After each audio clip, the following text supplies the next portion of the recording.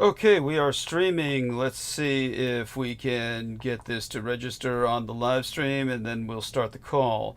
Okay, it looks like we're registering on the live stream. Let's get that call started. And so, first thing I do is I go over to our infinite call and I enter a audio call. There we are. I hope that works. Okay, and see if I did this right. Should be connecting to everyone. There we are. Excellent. Okay. And let's see who responds.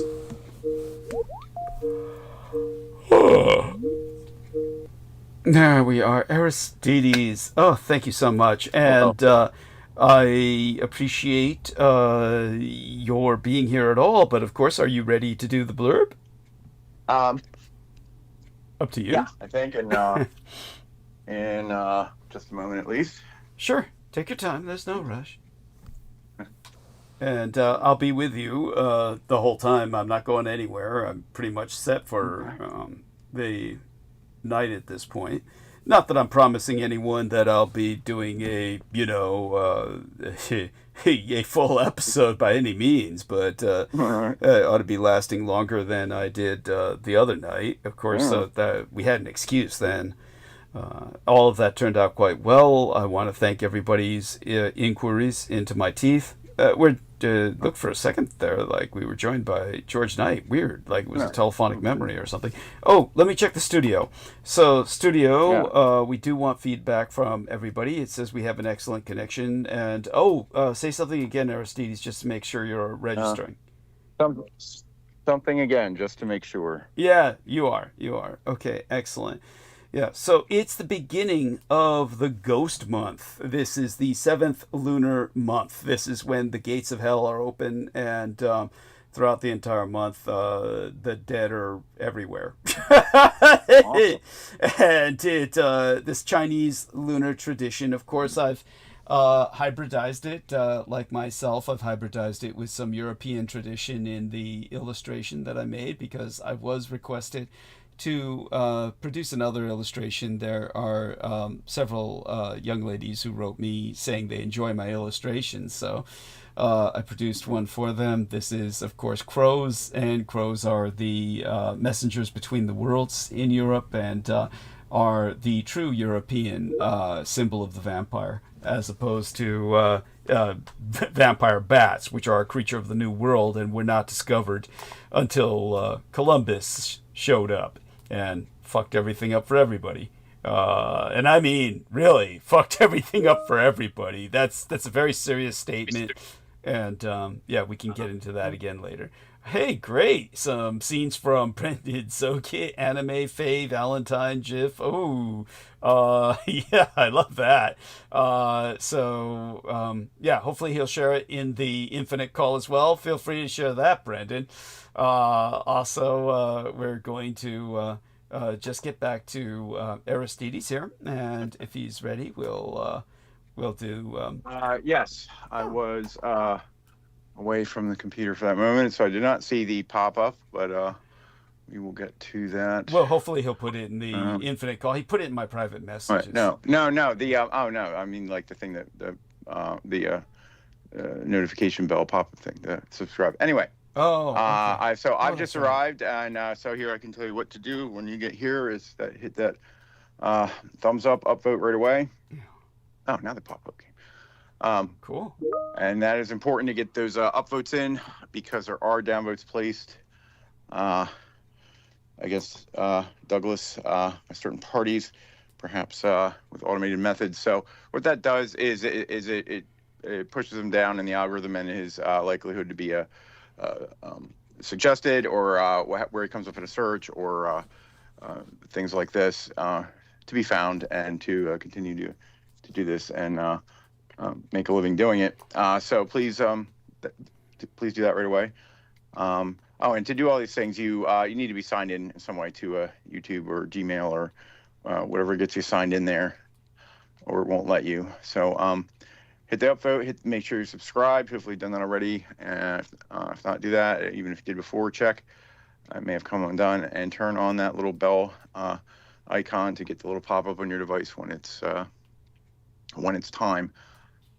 Hopefully always on time, but you know, just in case, just so you know. And to, yeah, so you said you need an account. Oh, and once you have an account, you can create channels under the account. Normally people you know, could use it for different types of content, but you don't have to put content in them. You can just make one or two like dummy channels and switch between them. It's all in the little menu there, and they can do their own upvoting as well. So I am about to do that, and then I'm about to place a second upvote. Let me see what the count is now. Thank you so much. 5, okay, 6, there we go. Already. Just remember to switch back to your primary, you know, whatever you want to, you know, whoever primary identity, or especially if you're going to chat. So speaking of the chat, you know, here we got to do things in a different order sometimes. Put the PayPal link there in the chat, and CJ, you can find that there, and you know, try to keep that visible. But you don't need that link. All you need to know is go to PayPal and search either Douglas Dietrich or Douglas D. Dietrich, all one word, and you will find him.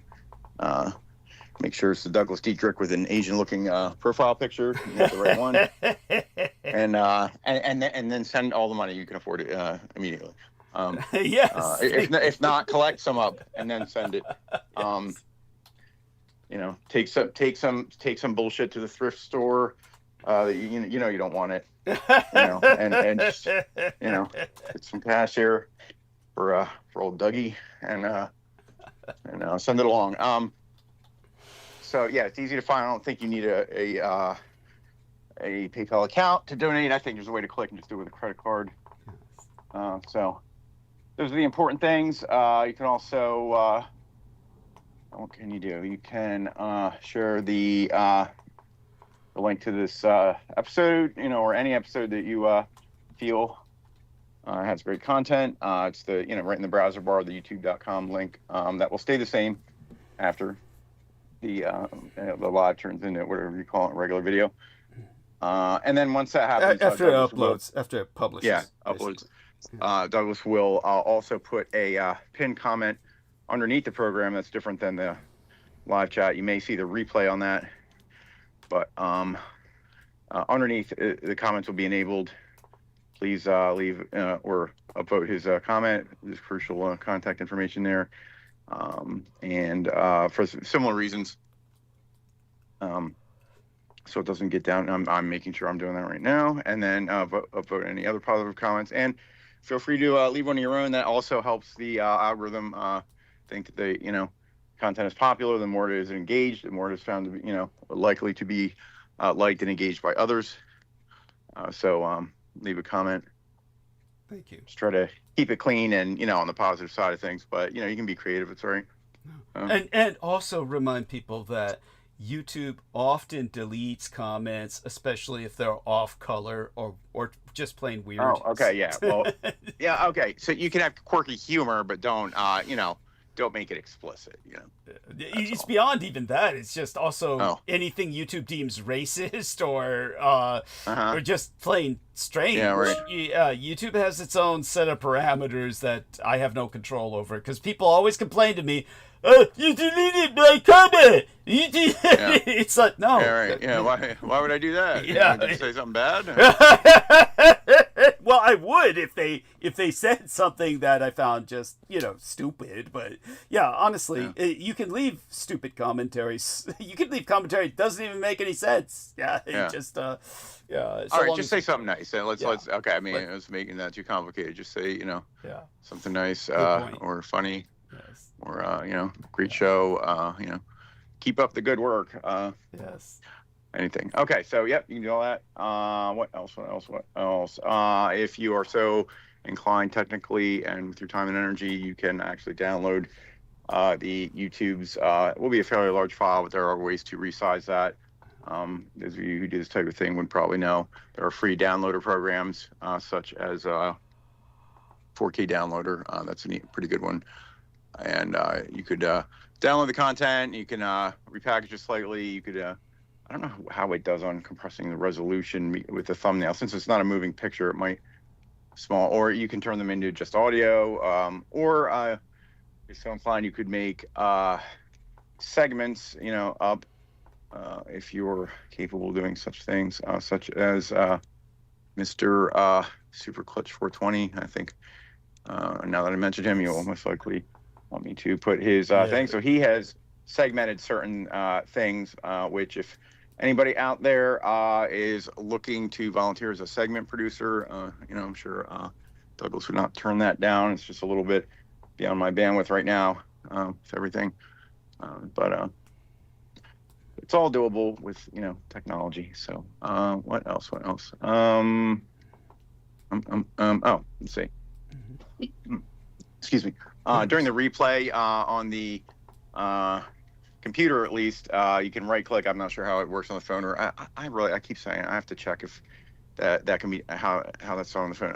Most likely you can do the same somehow, is grab a link at the current time. Like you say, oh, this topic's real interesting. You can just click and grab a link that includes that directs right to that time, so that you can send it to your friends, and not like, oh, go, it's this time and that. No, just click on this, man. Listen, and so to get them to a certain point in the program. So it has the time stamped on it. It'll say, and something, some number, and then either some little number of seconds at the end, or it might even have the S, depending at the end. That'll be the time. It'll direct to. It's in seconds.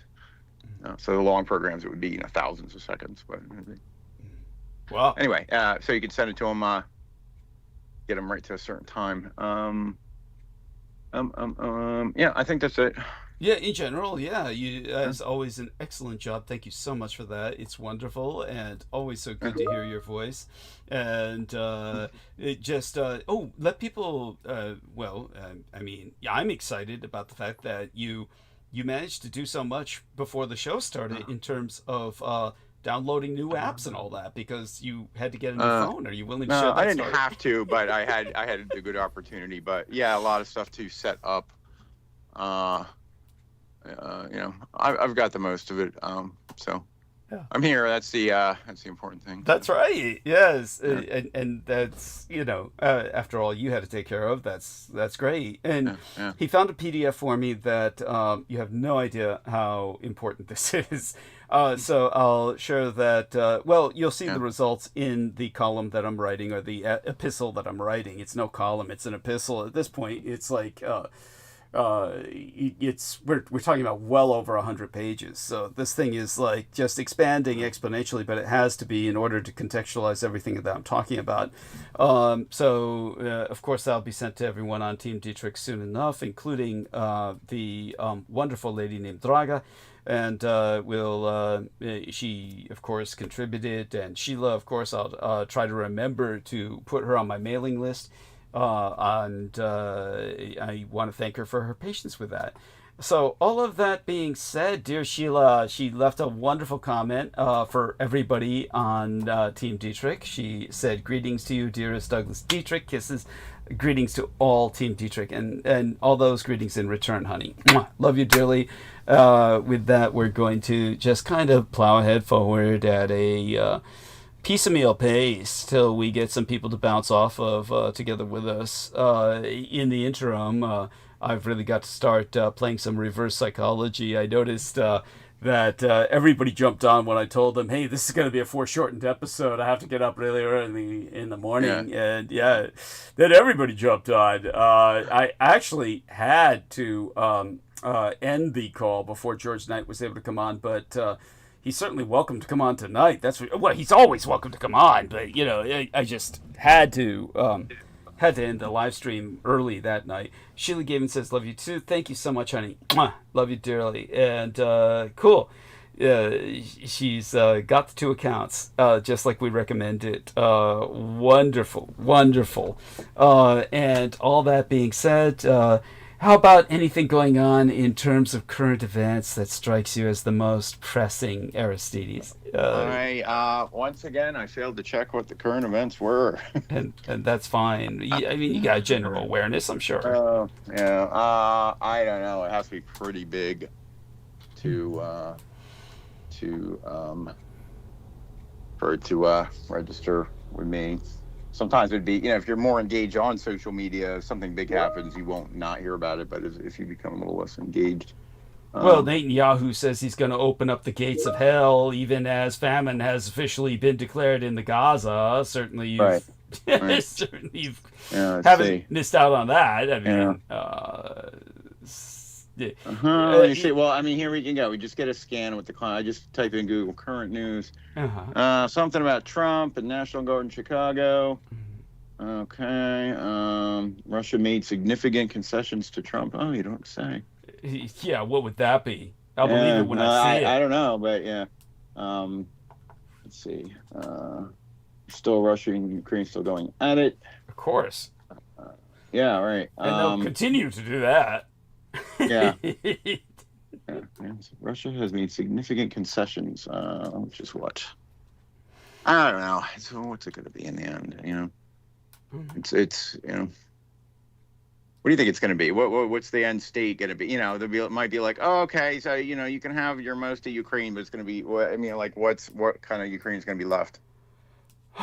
Well, that's part of what I'm going into in the essay. It's almost too horrific to explain verbally, but basically what I'll say is we can't think like that. We have to think about Ukraine recovering all of the land that was stolen from It's kind of like, but the point at which Russia will make concessions is probably the point at which there wasn't a whole lot of difference whether they made them or not.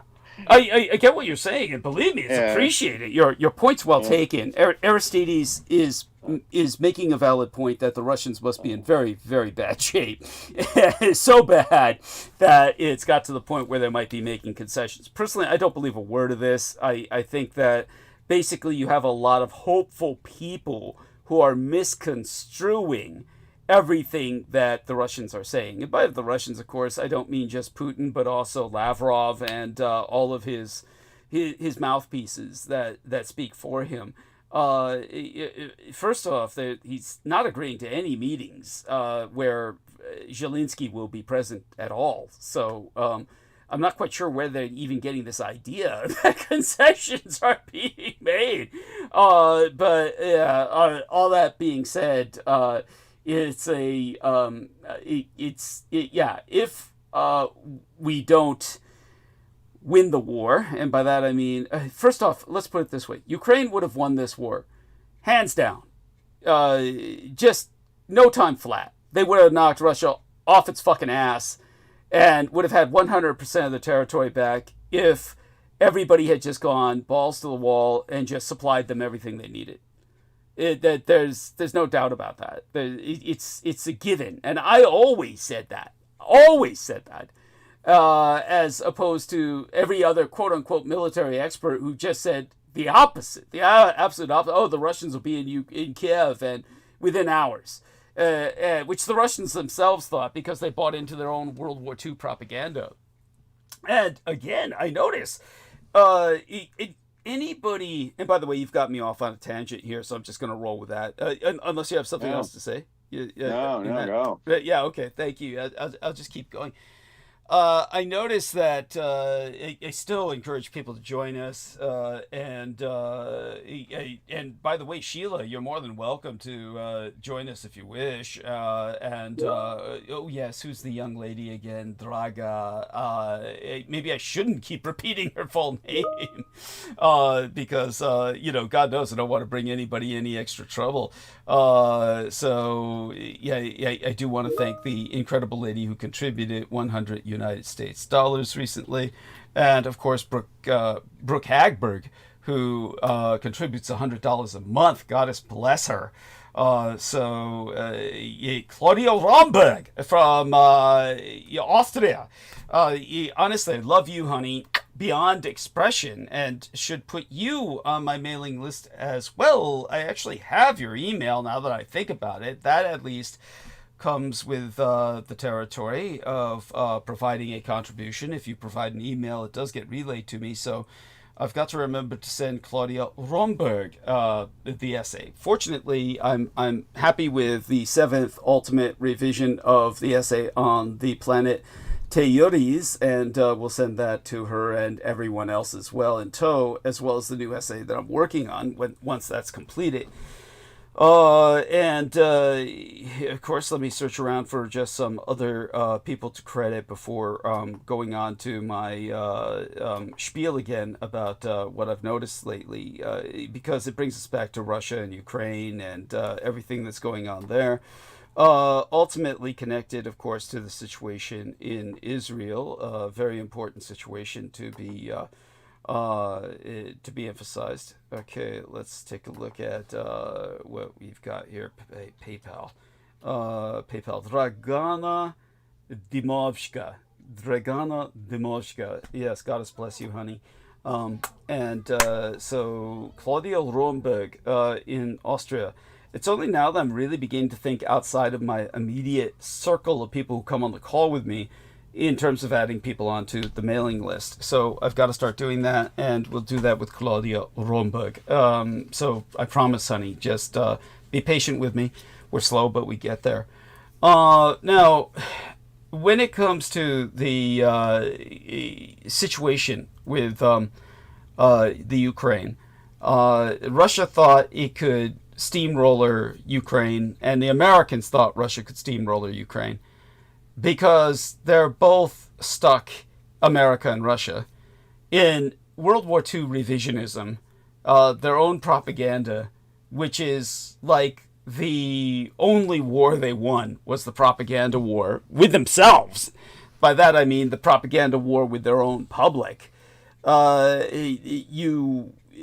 Germany's on its own trip, which I find loathsome and despicable, which is this kind of historical revisionism all its own, where they're on a guilt trip for something they shouldn't feel guilty about at all.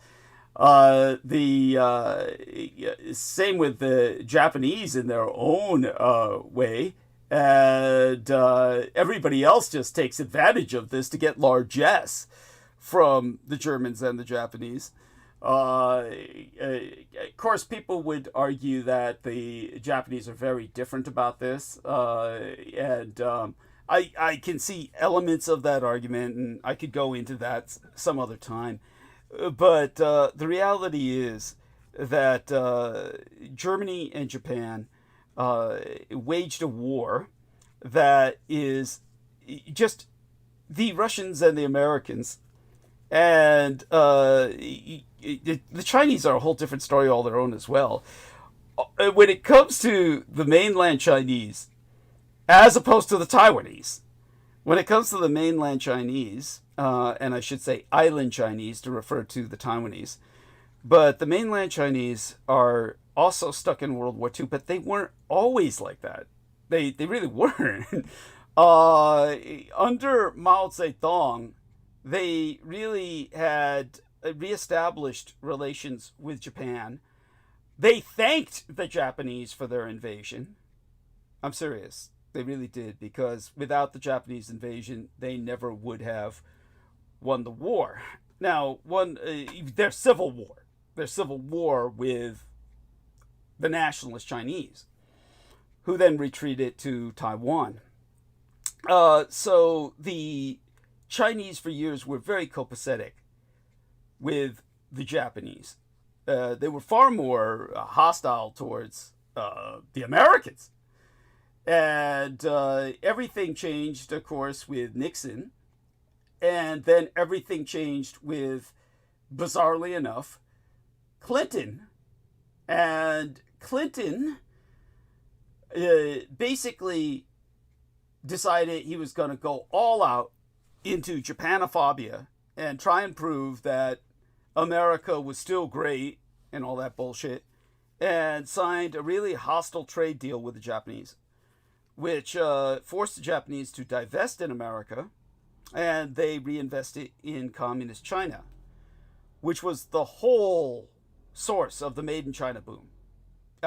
Literally, just to give you a personal anecdote, when I was working in security in the early days with a company that, thank the gods of my ancestors, no longer exists, Executive Security and Investigations, which was owned by a troika, best word for it, a troika of San Francisco Police Department officers.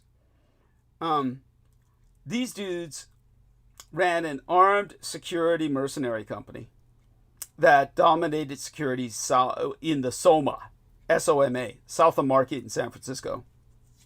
And when they had a big Chinese exhibition, and you don't even want to know about the Russian exhibition. Well, in a sense, it's kind of reverse.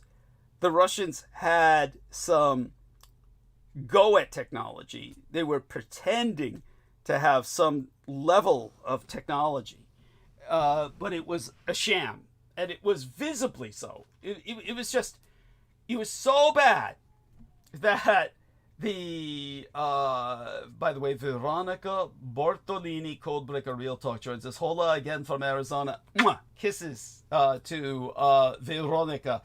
And let me get that into our chat room here and say some, here we are, there we are. Okay, some hearts at Veronica. And there we go. And get that loaded up. When I was going down to do security for the Russians, I can't even remember what it was exactly that the Russian guy was looking at, but he was in awe of just the most common everyday bits of technology that we had in America. This was like a personal guy I was escorting around, providing security to, and it just got worse when you were at the exhibition of what the Russians had to display. It was like everything they had it looked like 100 years behind us. They had nothing. And everything they had, they stole. It was just a great example is, because I'm writing about this cosmonaut, who is the true force behind the throne, the real power in Transnistria, which is this little strip of land along a river in Moldova that is the Soviet Union in exile. And it's dying. The one thing that keeps it together is the willpower of a man whose life has probably been extended to a good degree by his cybernetic augmentations, because he was subject to many of them in the days when the greater Soviet Union could steal quite a bit of technology. And they reserved the application of that technology to their elite.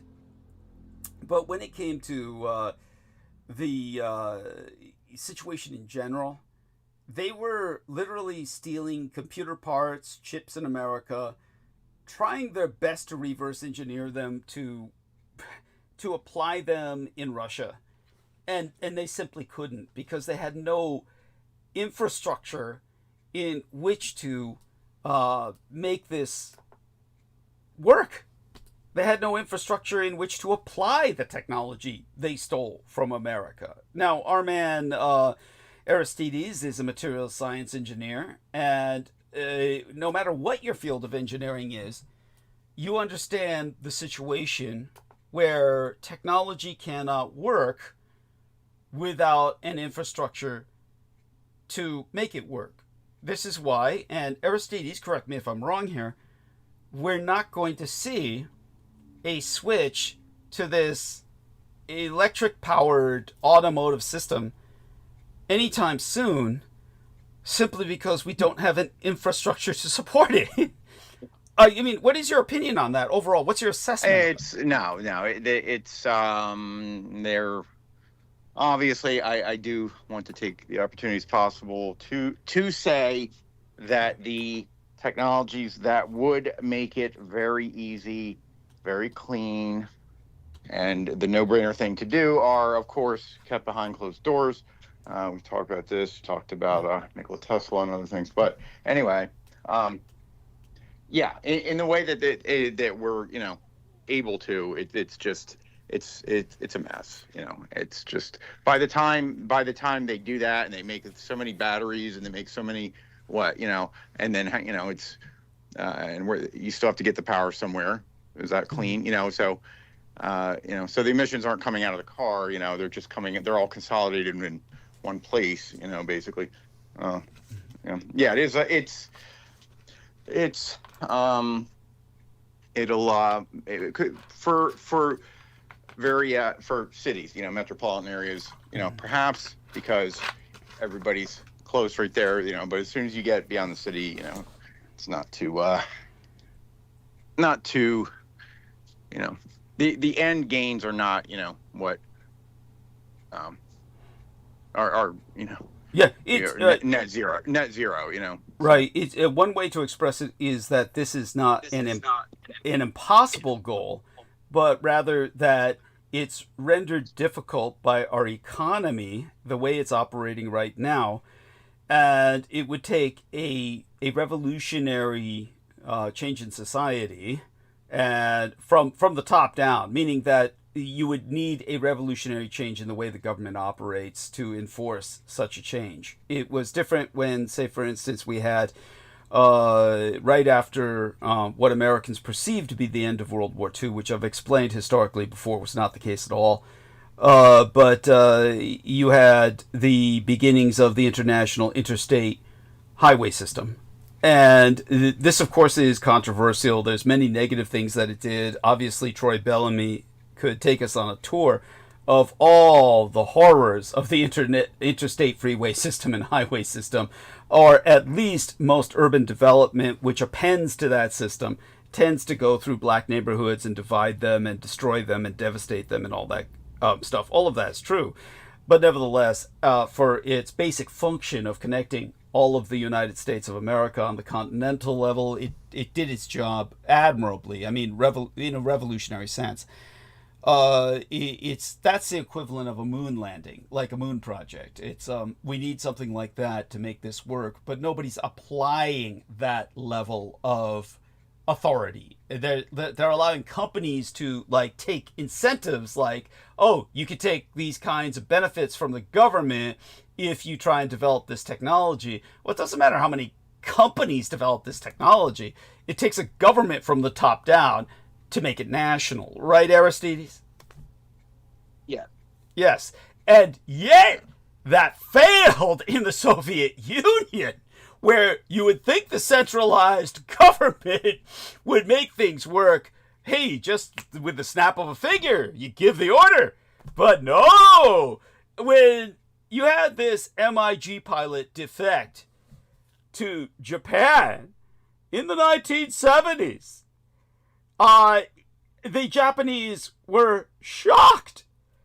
You got this plane. The Americans were producing novels like Firefox, which was then made into a movie starring Clint Eastwood as a pilot who was assigned to steal a Russian jet. That because the new MiG Firefox was such hot shit, it would wipe America out of the skies. And this came from the actual MiG Foxbat threat. That all of these threats were just bullshit.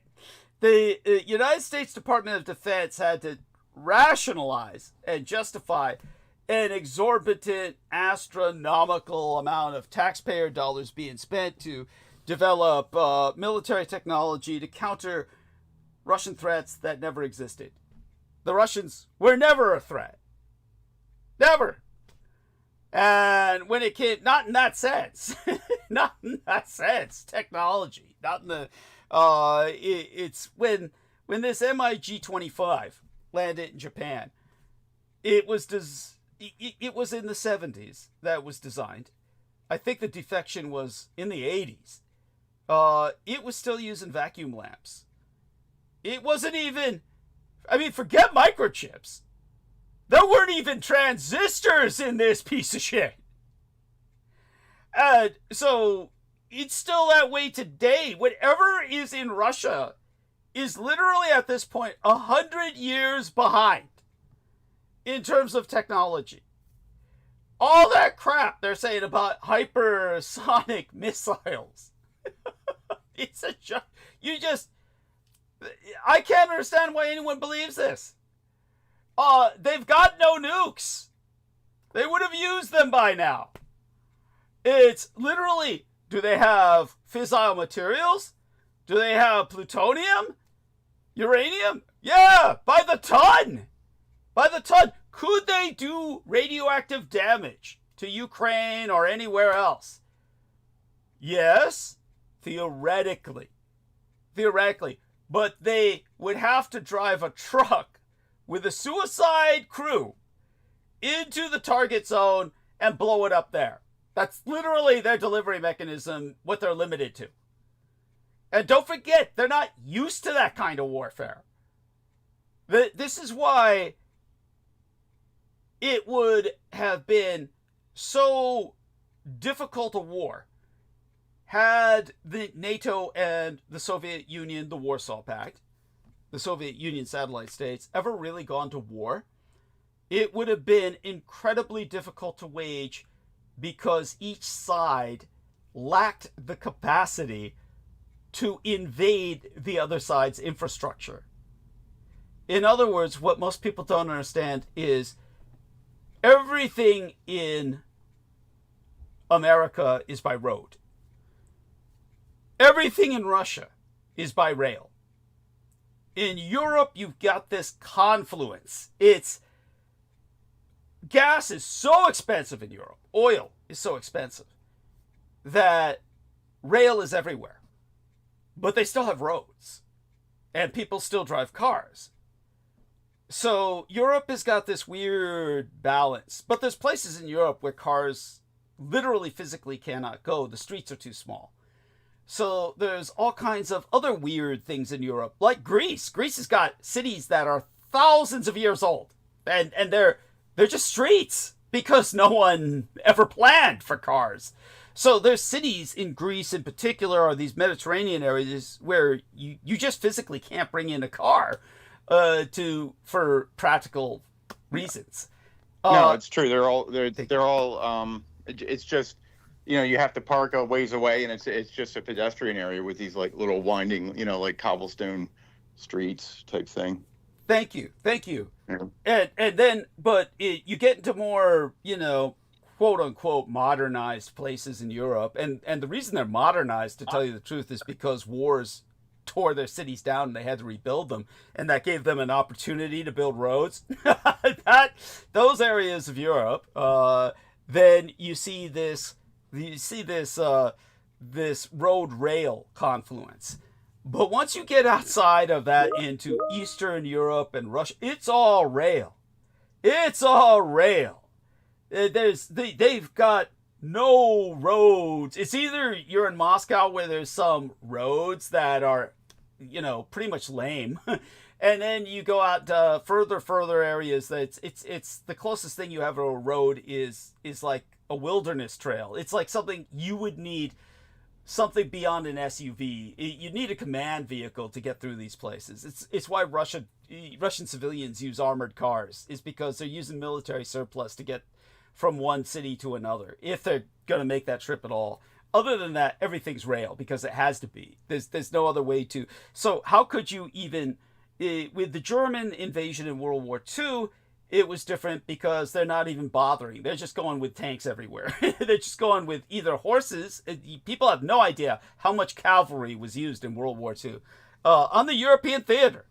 And so there was either horses or it was tanks. But it's not like they were driving roads, driving on roads in general.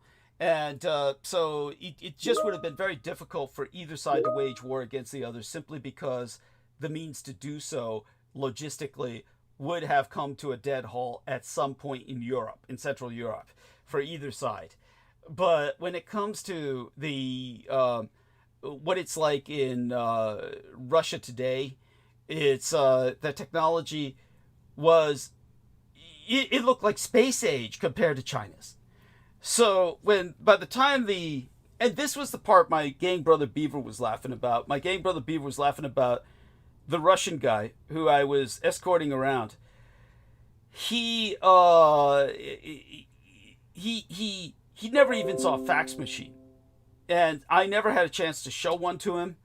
But when I told Beaver about what he was creaming and orgasming over, and I think it was a photocopy machine. Now that I remember it, it was a Xerox machine, and he literally had never seen anything like it in Russia. They did not have photocopy machines in Russia. And now we're talking about, that had to be, we're talking about, what year was that? It was close to, it was the 80s, late 80s. And when I worked that job, and I'm pretty sure of that. I'd have to look back at my own resume, which is on LinkedIn for anyone to find it. So if I went over my own LinkedIn, I'd find around the time I was working for Executive Security Investigations. I've got the years down there. So whatever years that was when this happened. And this guy was like, he was so in awe of a photocopy machine. And Beaver said, oh, he'll just orgasm over the fax machine, which this guy never even got to see. But in those days, fax machines were considered the height of technology. And they were about the last big federal revolution that I remember having to adapt to, was everybody started to pick up fax machines. And fax machines became like a universal requirement to have any federal office actually working, or considered up to code of some sort. But when it came to the Chinese and their what would you call it? These kind of like trade displays. They had these like trade, so we're south of market, and they had a big trade display trying to talk people to invest into their culture. With the Russians, of course, I've already described how pathetic that was. With the Chinese, it was like hammers and anvils. I mean, we're just talking like they were in the Stone Age. I mean, that's unfair, but it's this was like we'd say it wasn't Bronze Age. It was above that. It was barely out of the Iron Age. It was like early scale. You couldn't even call it Industrial Revolution crap. It was just like tchotchkes. It was pottery and tchotchkes, and it was like things of cultural beauty, like perhaps extraordinary paper weaving or something, but nothing of any technological, nothing of technology. There was nothing of a technological nature. It was all technique as opposed to technology. In other words, it's applied technology of a sort, but through the technique of craftsmanship. But nothing at the level of an industrial scale productive economy. It was third world. And so when it came to that, all that changed because of Clinton. Clinton fucked over the Japanese with a God bless America, super patriotic trade deal, and the Japanese withdrew and reinvested in communist China, and it made all their production systems for them. It's like whatever said made in China, it was made possible only by production systems or master assembly units designed in Japan. And that's what led, ironically, to this economy in China that then overshadowed Japan in its own way. But remember, it's all only because China is the industrial factory floor of the world. It took Japan's place as that. But the Japanese had always intended on moving beyond that to a post-industrial economy. So it's not something that was an ironic Frankenstein's monster that came back to bite them in the ass. Yet, that could happen, that effect, if a war starts. But then again, the Japanese will just have to, well, go to war again, which is not that difficult to conceive, really. As I said before, I spent years emphasizing the fact that this whole myth of Japan demilitarizing is all bullshit. It's all a load of crap. Japan's military, I mean, there are literally people who will say, with the faith of God in their eyes, the conviction, with religious conviction, that Japan has sworn off warfare forever. It's in their constitution. Dude, that is a fucking joke. What people, of course, these people have no comprehension of Japanese culture. Now, in the 70s, again, Yukio Mishima, a man who was up for the Nobel Prize in Literature multiple times, Yukio Mishima tried to instigate a military rebellion on behalf of the emperor. Now, if the emperor asked for this, that's been kept completely secret. The emperor never weighed in on it publicly. But I know for a fact the emperor's family personally reviewed Yukio Mishima's militia, his paramilitary, meaning that they passed in a march in front of the emperor's family on a personal parade ground. I know that for a fact. So maybe the emperor was just trying to toy with the army, see how the army would respond. Now, Yukio Mishima killed himself after that event, and that's what led to the martial arts craze in Japan, and that happened simultaneous to the Bruce Lee introduction of martial arts to the United States, which led to the martial arts craze in the West. When Bruce Lee began to show movies with the Shaw brothers in Hong Kong and all the rest of that, and that spread through the British cinema to the American cinema, all that led to this martial arts craze worldwide. At the same time, it was reborn in Japan, not because of Bruce Lee, but because of Yukio Mishima, who most Americans these days never heard of. But Yukio Mishima tried to incite the military to a takeover of the civilian government. And the military just laughed at him, which is why he killed himself, and that shamed and embarrassed the Japanese into a renaissance of the martial arts. But what happened at that time was that Yukio Mishima told the military men at the base that he had taken over. He had basically hijacked a military base, called all the men out to listen to him, and told them, you are all unconstitutional, which is technically correct. So, but understand this. The man's just taken a samurai sword, cut off the head of the base commander. He beheaded the base commander. He's taken over a military base. He's telling the troops to, okay, join me in taking over the civilian government on behalf of the emperor. And the men are all laughing at him, but he's pointing out to them, you're all unconstitutional. But understand, he's talking to a military on a base that's loaded with attack helicopters, port submarines, it's got jets, it's got tanks. They're all there, but all Americans see is the Constitution. And they say, oh, Japan's renounced war forever. But they've got a big-ass, fat, technologically advanced military. As a matter of fact, it's far more technologically advanced than that in the United States, because the United States, the microchips that guide its guided missiles are all made in Japan, or at least they were for the longest time. I'm sure they still are. The Japanese also have a separate chain of command from the United States by Japanese law. That's also in that constitution, which says they've renounced warfare, but their military has a separate chain of command from the United States. Which, by the way, in case you haven't noticed, America has renounced warfare because it's never declared war again since World War II. It can't, because that was part of the Japanese victory conditions. That's why America had to demolish its Department of War and establish a Department of Defense. Now, the Americans will tell you, those who are a bit more educated than your average American taxpayer will say, well, the Japanese, they don't have a military. They have a self-defense force. Well, look at yourself, motherfucker. Point a finger at someone else. You've got 3 fingers pointing back at you.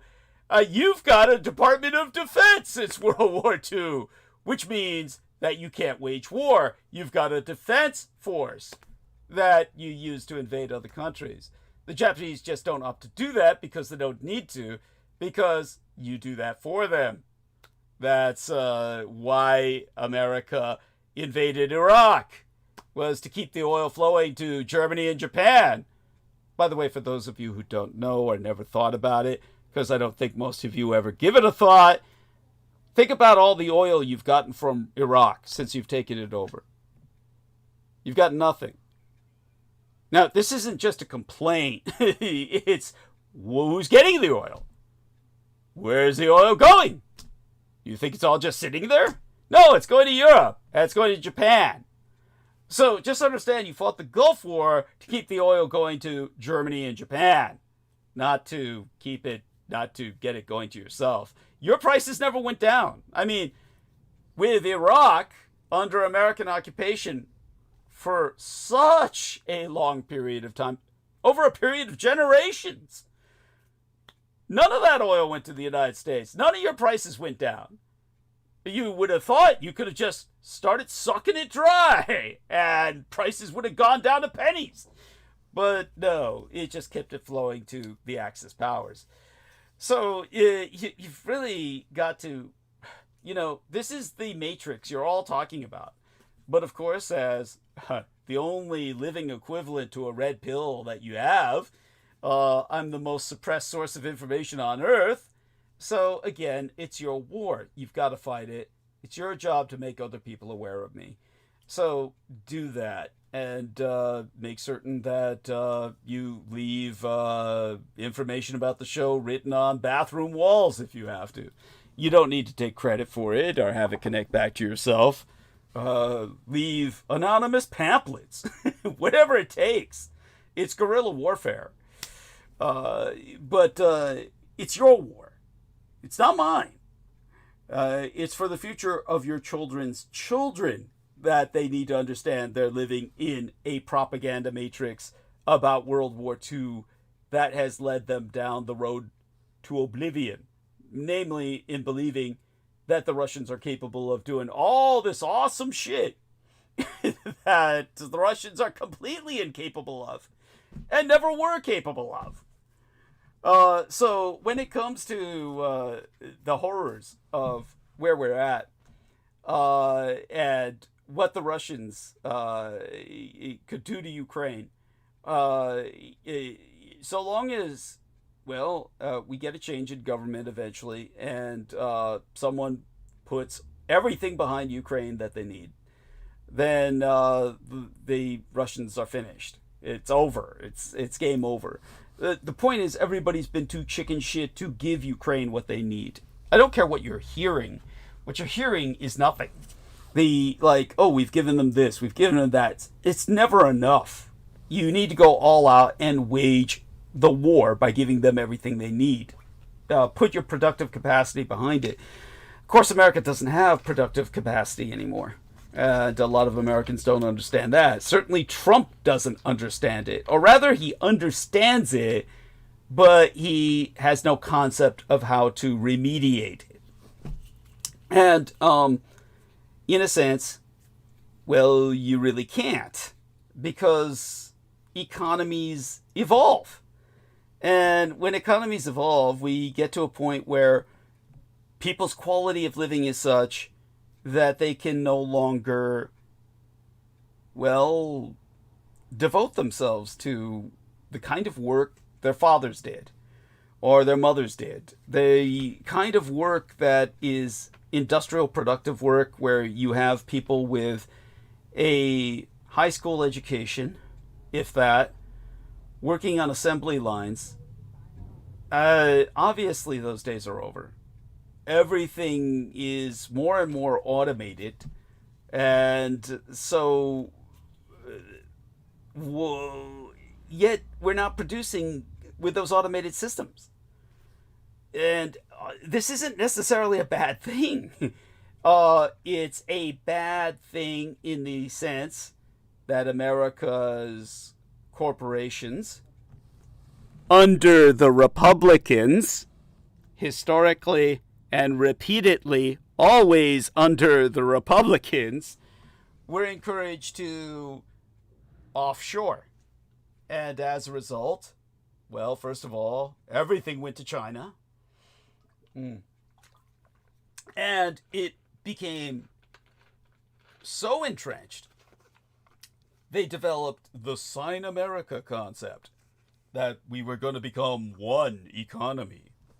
That's, of course, absurd. But what made it more absurd was what happened when, of all people, someone had to do it. Trump stood up and said, well, this has got to stop. Now, Trump is living in the past, and Trump is doing it for all the wrong reasons.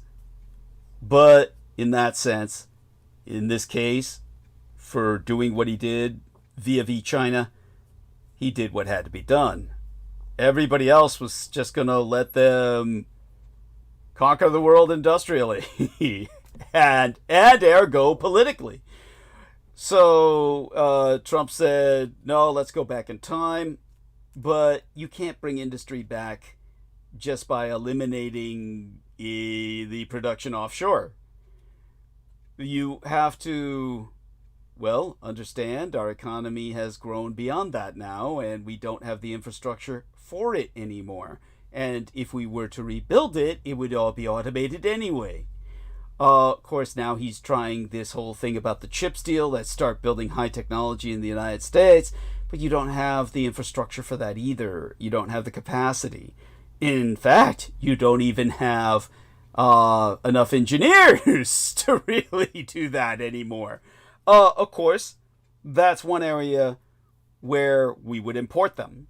We would import them from, well, mainly because he's cut off getting them from China, which always had its problems, because most of these Chinese students were, yes, involved or sponsored or supported and ergo obligated to their military machine.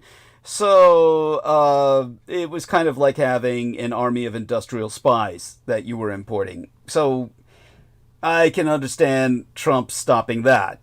Nevertheless, what he's bringing in is in its own way even worse, which is all these South Asians which are importing their caste system into America culturally. And that's even worse. Oh, by the way, we're joined by Brendan. So by all means, Brendan, I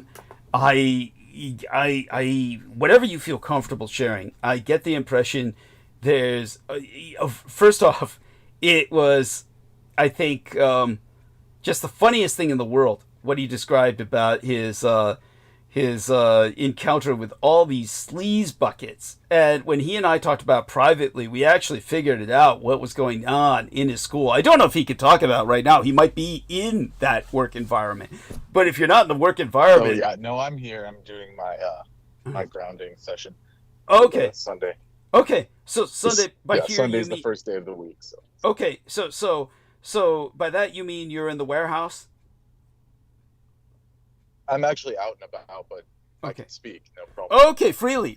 Oh my God, we figured it out. That stupid custodian that everybody was praising to the stars. He was an ex-Marine. He obviously had set up this hidden camera system with this son of a bitch who came in looking for his watch. So tell people about this. Or at the very least, hidden under the bleachers. He knew exactly where it was. He just left it where he could film all the girls. Go on. Yes. Yeah, no, you guys heard me on there. No, you didn't talk about this on air. That was you and I talked about this privately. What we talked about on air was after the fact. Yeah. But he appeared at the last second when you were trying to get off air. Yeah. And was like, begging me, please show me, let me in. That's right. We got that on record. I need the watch. We got that on record. I need my watch. Yes. Please. You know, he was like begging me to let him in. Yes. Yeah, we got that on record, and Doug and I figured out we were like, why was he so obsessed with this watch? And I had described earlier in the show that like I went in there and they were all skulking and lurking in the darkness, you know, with the lights off in a separate room that was, you know, next to all these girls playing, you know, some kind of sports. And then that guy shows up way later and he said, I forgot my watch. And it was bizarre because instead of him saying, I need to look for it, he said, I know where it fell. I know where it fell behind the bleachers. I know exactly where it's at. And I was thinking, and then I told him, and this was on air, I said, well, we have cameras. You're welcome to, you know, if someone stole it, you know, we'll have, you know, and he said that. He said, I hope no one stole it. And I said, well, you're welcome to, you know, request the cameras to be looked at. And he said, oh, no. We can't do that. He said, no, please, no.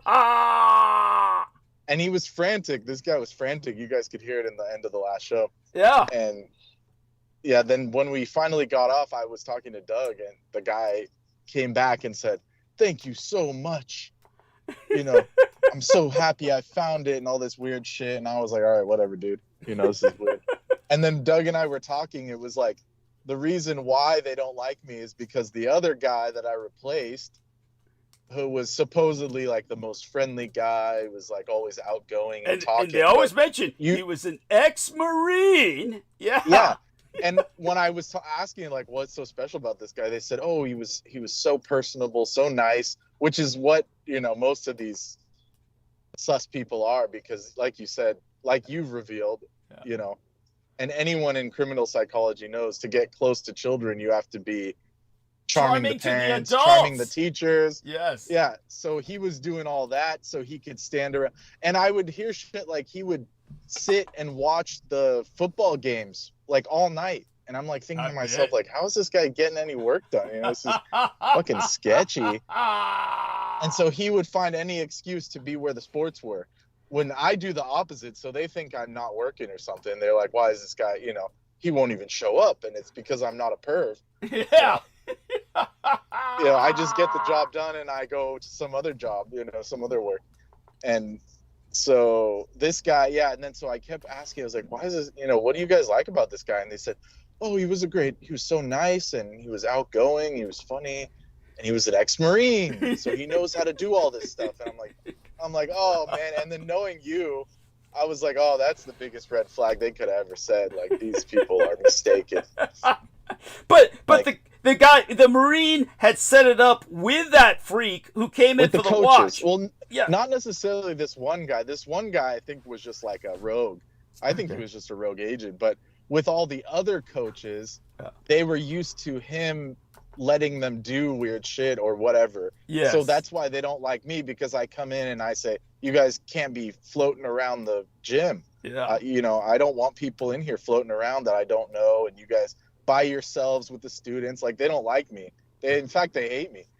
So take that, like, as it speaks well of you. It's weird. Yeah. Yeah. I think it's weird. It's like, you know, there's like, you guys are letting these co-ed students just sit around with you after hours. I mean, this is weird. You know, it's weird to me. So I was like, look, I want to clean, so you guys got to go. And they don't like me for that. The watch itself was like blinking, like it's a camera. It's obviously a camera. Okay, so yeah, so this is what we came to the conclusion of, is like, first of all, why would you take off your watch? Because no one, even people with Apple Watches, those like big cumbersome ones, they don't take it off while they're doing sports because it tracks your heart rate and all that shit. So first of all, why would you take it off? Second of all, how would it have fallen? Yeah. How would it have fallen behind in a corner somewhere? But yet he knew exactly where it was. That was already suspect. Right? Yeah, under the bleachers. Like, if you lose something, you just say, look, I lost it. I got to look for it. But this guy said, I lost it. And then when he goes in there, he says, it's in this corner over here. I know exactly underneath the bleachers. Yes. And so he goes and grabs it. And as he's walking out, like, you know, frantic, saying, oh, thank you so much. I'm so glad I found it. First of all, if it was a watch and you know, you wouldn't be panicking over something that, yeah, like you lose some money. But and not you only wouldn't that, be- when he says, "I hope it wasn't stolen," you mentioned the cameras, and he goes, "No, no cameras." Yeah. No. Yeah, he said, no, we don't need that. No thanks. You know, don't do that. You know, he was like sweating so hard when I said that. And because I don't think they know where the cameras are. So if I say something like that, it freaks them out. Yeah. Thank God. Yes. We'll discourage them. Yeah. But anyway, so this guy, as he's walking out, and mind you, I know technology well, and I've seen all kinds of smartwatches. You know, I've had family that's worked for, you know, these tech companies.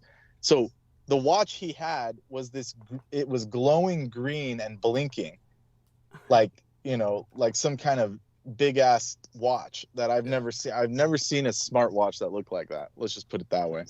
There you go. Yeah. And so yeah. basically we determined, or we kind of just were brainstorming, and it came out. This dude must have been, you know, basically remote viewing, you know, through the cell phone, through like a server. Yeah. Because you can buy these things on Temu and stuff, right? Yeah. Like these little spy cams and stuff.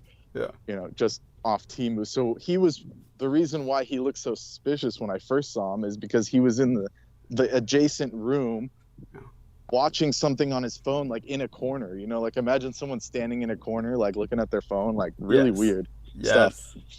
And so that's what he was doing. He had the camera set up perfectly where he could just sit there and like screen grab or capture footage or something. It was bizarre. Which he puts on, like they all do, on the dark web. They're pumping this shit on a daily He's basis. like selling it, or just some voyeuristic kind of, you know, he's just posting it for fun or something. You know, who knows? Yeah, it's both. It's both. But they get it on the dark web, the deep web, all this. Basically, to them, it's porn. All these girls involved in sports, and they're just catching them in all these compromising positions. And yeah, and that's what they get off on. You know, it's just some sick ass shit like that. And then he forgets the camera because he's so flustered, you know, and then he goes in and practices after. And, you know, so who knows? Yeah, so it was like that. And then he comes back like hours later panicking. Please let me in. Please, I need to find it. You know, and you guys could hear it on there. Yes. And I was like, okay, you know, sure, why not? Whatever, dude. That's what we closed the show with. We closed the show with that last episode. Yes. With a straight pervert, yeah. So if anyone doubts, like, you know, oh, he's just some disgruntled employee or something, like, this is not the case, because in fact, the local news has published articles about that school and the conduct of what the coaches have done, and where parents literally had to strong arm them into, you know, certain things because of just what they've done, basically.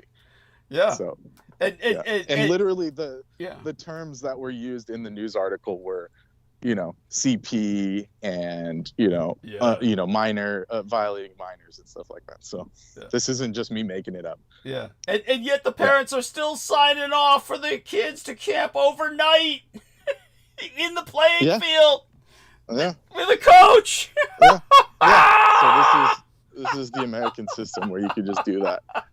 And I said, this doesn't seem right. And they said, no, it's approved.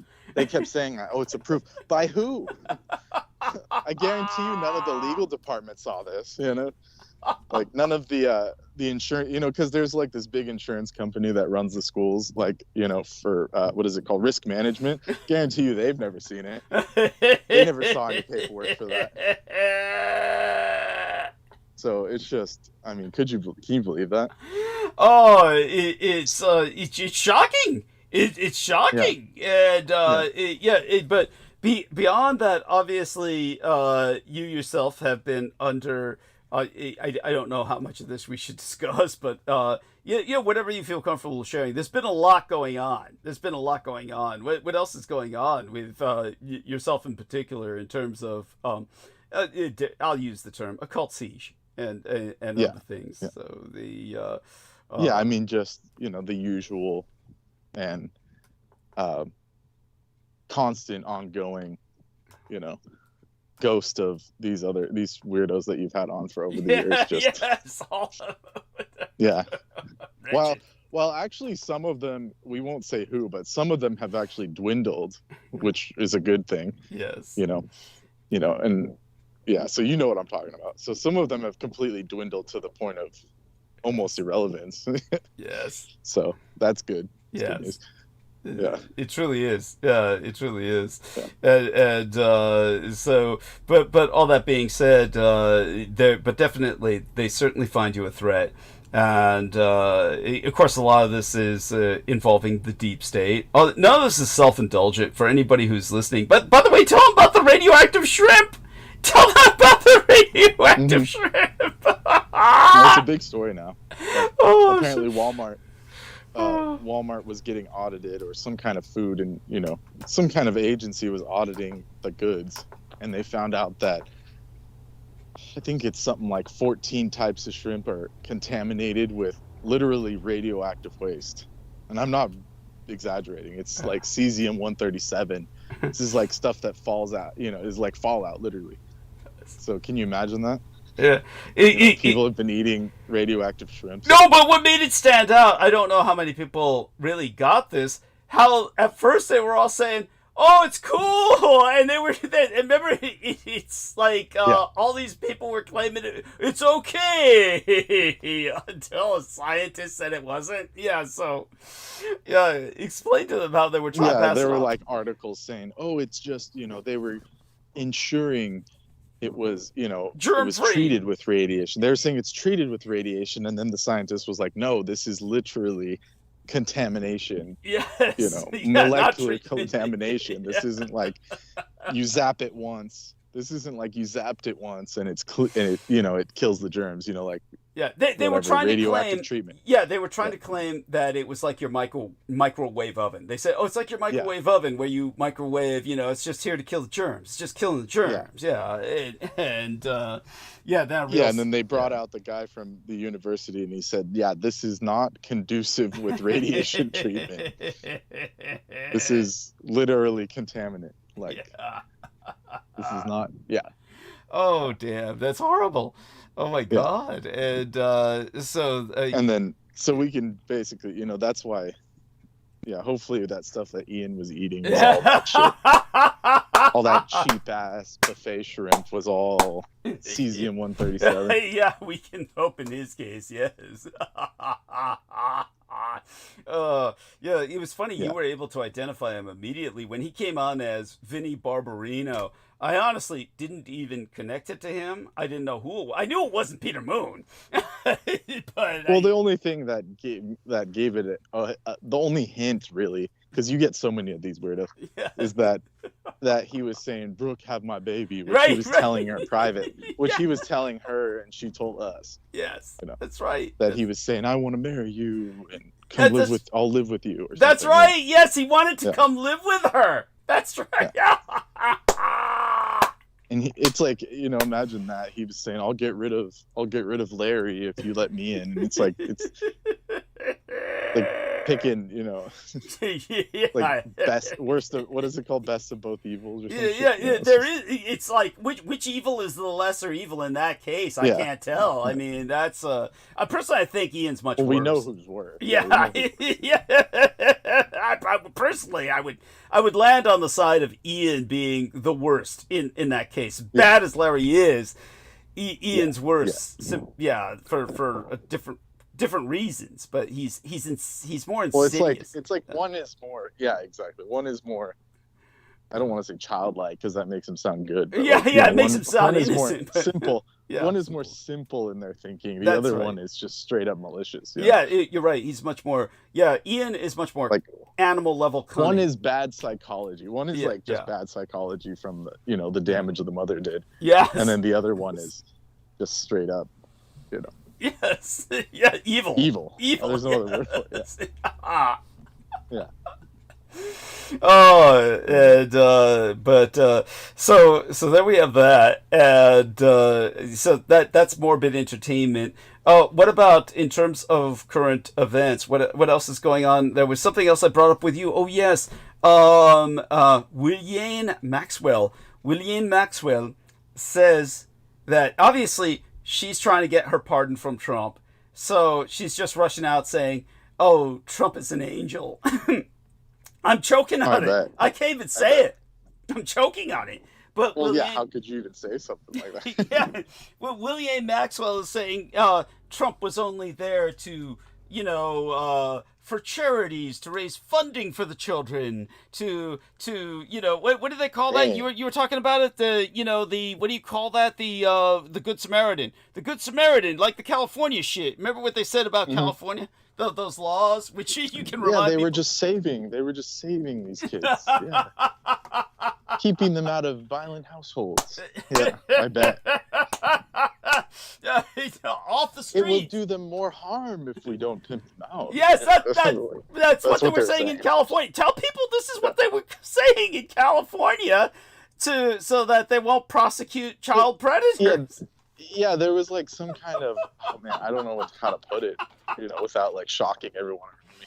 But it's like, because I'm out in public, so. But basically, they were saying, there was this law that was going to go into effect saying, because apparently there was a gray area for if you were, how do we put it nicely? Basically, if you were, purchasing children off the streets between the ages of, I think it was like 16 and 18 or something. It was like 15 and 18. So there was no law. There's no law in the books yet about that.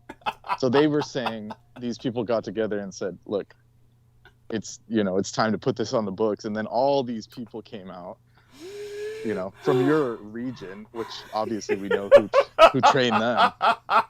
And they said, it will do them more harm, if we put this on the books, basically. Yeah. They won't be able to escape, bad things in their house or whatever. Yeah.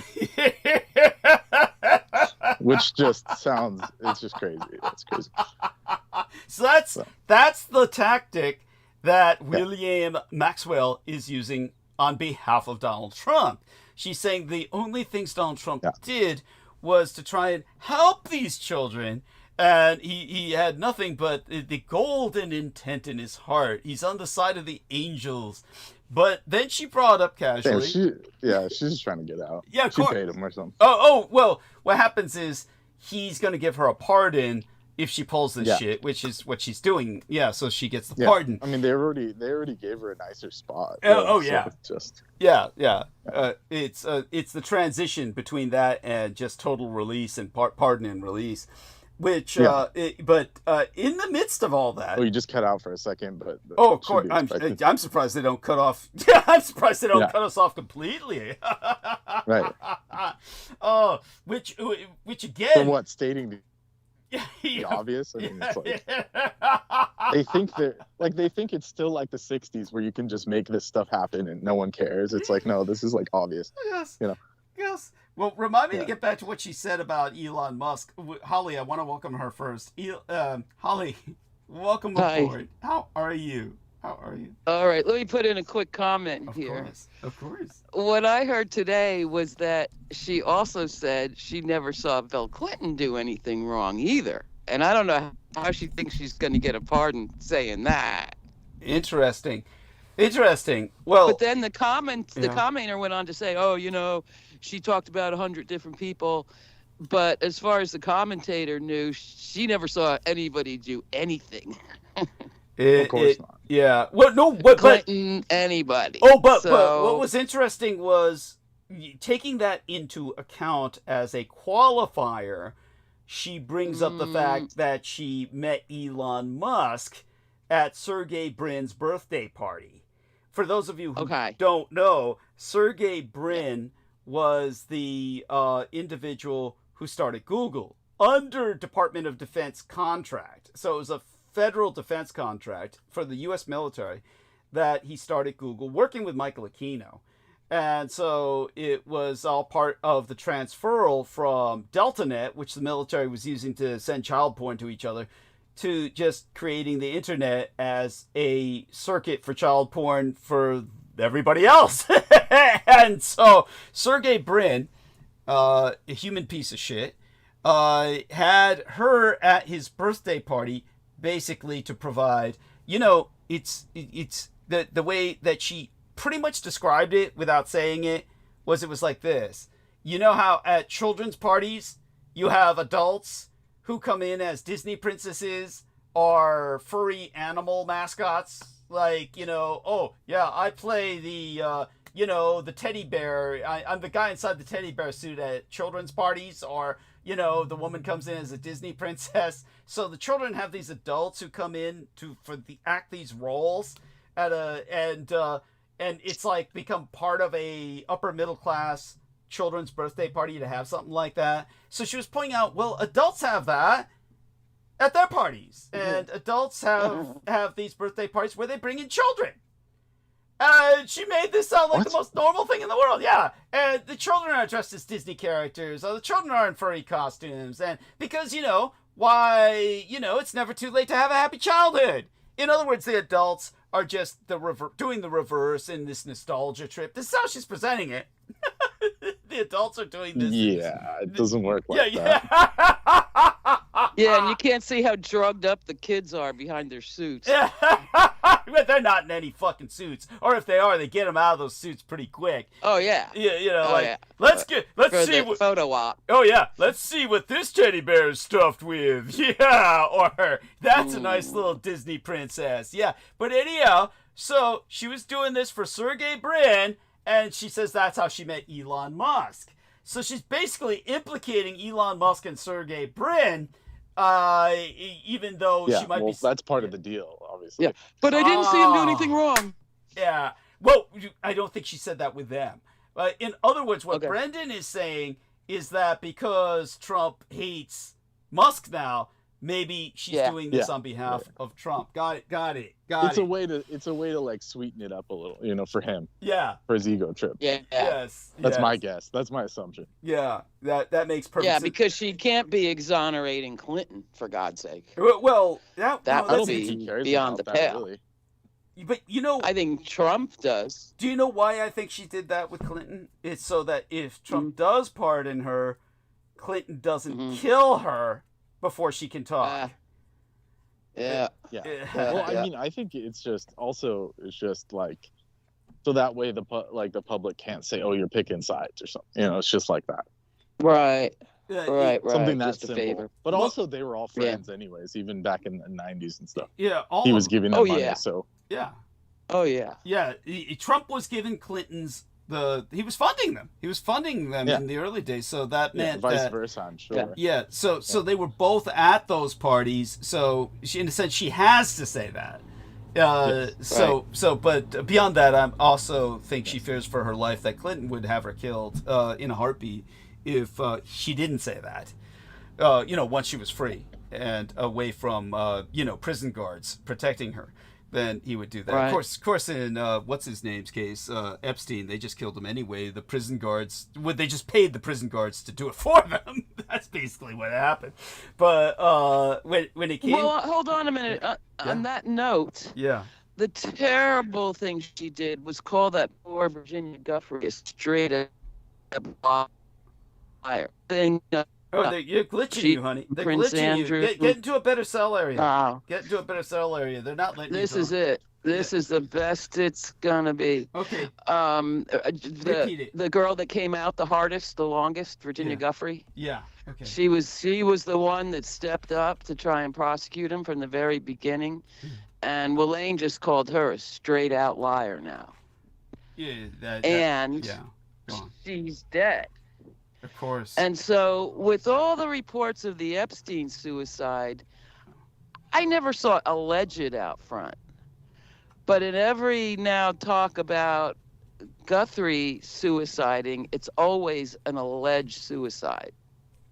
Well, isn't that a good thing that they say that? Epstein, because with Epstein, it was like open and shut case, he killed himself. Period. Yeah, but nobody believed it. On this one, no, but it was an open and shut case, story over. But at least now with Guthrie, they're still calling it alleged for what worth that is. But I did notice that. The family came out and said this was not what happened. That's why. Oh, they're pissed as hell. Yeah. They're pissed and in the news. Pissed. Yeah, I don't blame them. Because she just called their dead daughter a straight up lying hag. Yeah, so it's that's hard. cold, man. Yeah, and it doesn't add up. Like someone gets, gets treatment and then recovers, and then they, you know, then they self-delete after. You know, just doesn't add up. No, It's like, why would you no, go through totally all that effort doesn't. and then do it then? You know? It totally doesn't. And what 16-year-old's going to want to ruin her life blowing the whistle on Epstein? She had no power to do that. But she came out anyway. So that was I mean, bold. these people were like in their 40s though. I mean, but yeah. Oh, yeah. But still, you know, they finally have crushed her like a bug. Yeah. Well, I mean, I certainly am on the side of the victim here, and that's what's Guthrie? What's her name? I don't again? think she was a liar. Yeah, of course not. She's got pictures from the parties and Prince Andrew hanging all over her and the whole thing. Oh no! They, of course, I believe her, and I'm sure everyone else does. Anyone with half a brain does. Anyone with a single brain cell. Anybody who's not MAGA. Yes, anyone who's not MAGA. But yeah, well, even not to defend them, but even those people have like switched their tune because it's so obvious. I mean, to a degree. so a lot of degree. the more intuitive ones that were always skeptical are now like starting to turn, which is why he's tripping, why he's worried. Yeah. Right. Why he said putting the military in the streets. Yeah, that's right. Yeah, because it's like, you know, they're starting to get worried. Yeah, which is that's good. Good. It shows he's scared. By the way, I want to thank John Doe, alias T Tank Berry, for putting in the photographs of the MiG-31 Firefox, fictitious plane, of course, which the Russians were totally incapable of building. And this was a why would they lie about it? Was it something cool? It was based on the film Firefox, based on the novel Firefox, which was about the Russians building a super advanced plane that would wipe America out of the skies. And so Clint Eastwood has to steal it. In the novel, the character whose name I don't even remember, but you know, I was saying earlier how all of this is, they keep promoting this all-powerful Russia shit, and you know, I was going to go further in that tangent. Now I will go back to that, but definitely for the moment, this is a vital area to dwell on because it's obviously important. It's important because it's motivating our rogue president, I guess what would we call him, our Putinista sock puppet, into putting troops on the streets and arming them. Yes, he says he's going to arm the National Guard now. And who's this black woman? What does anyone know about this conservative black influencer who says she's the woman in the red hat who Trump is talking about? Because Trump's saying, beautiful black woman in red hats are begging me to send troops to Chicago. Begging me. That's that horrific Candace something. God, she's scary. She is. She makes Clarence Thomas look like normal, and she's stunning. Well, they must pay her good. They pay her to. She's like their front person. She's gorgeous. To show that just not as racist. evil. She's just a prostitute who's paid to work with her mouth instead of her cunt. That's all. That's the spew that comes out, man. She swallows it. I swear to God. Yeah. So she's saying she's the one in the red MAGA hat that he's talking about. There you go. And that just goes to show, doesn't it? So all of that. They don't even live there. Yeah. They ever did. Yeah, she certainly doesn't live in the dark heart of Chicago. Is that where that Derek Talley lived with his wife when his wife was bitching about? I think they were Floridian, right, or something. They were in some southern. No. That was his father. His father was an officer who lived in Florida or some shit like that. Yeah, and he kept driving down. Like retired there. Yeah. He kept driving down to see his dad, who like we said when we had that guy on this show. What a fucking joke. He couldn't. I always think, are they testing me? Because he couldn't remember the name of the computers that they used in Mount Cheyenne, the Cheyenne Mountain. He was complex. He was like, we had, Well, it's because imagine that guy trying to explain it. He probably thought you were some plonker, Hey, I know this guy. This guy you should talk to. And he probably described you as some kind of weirdo, and the guy. No doubt. So he was like, I'll just humor him.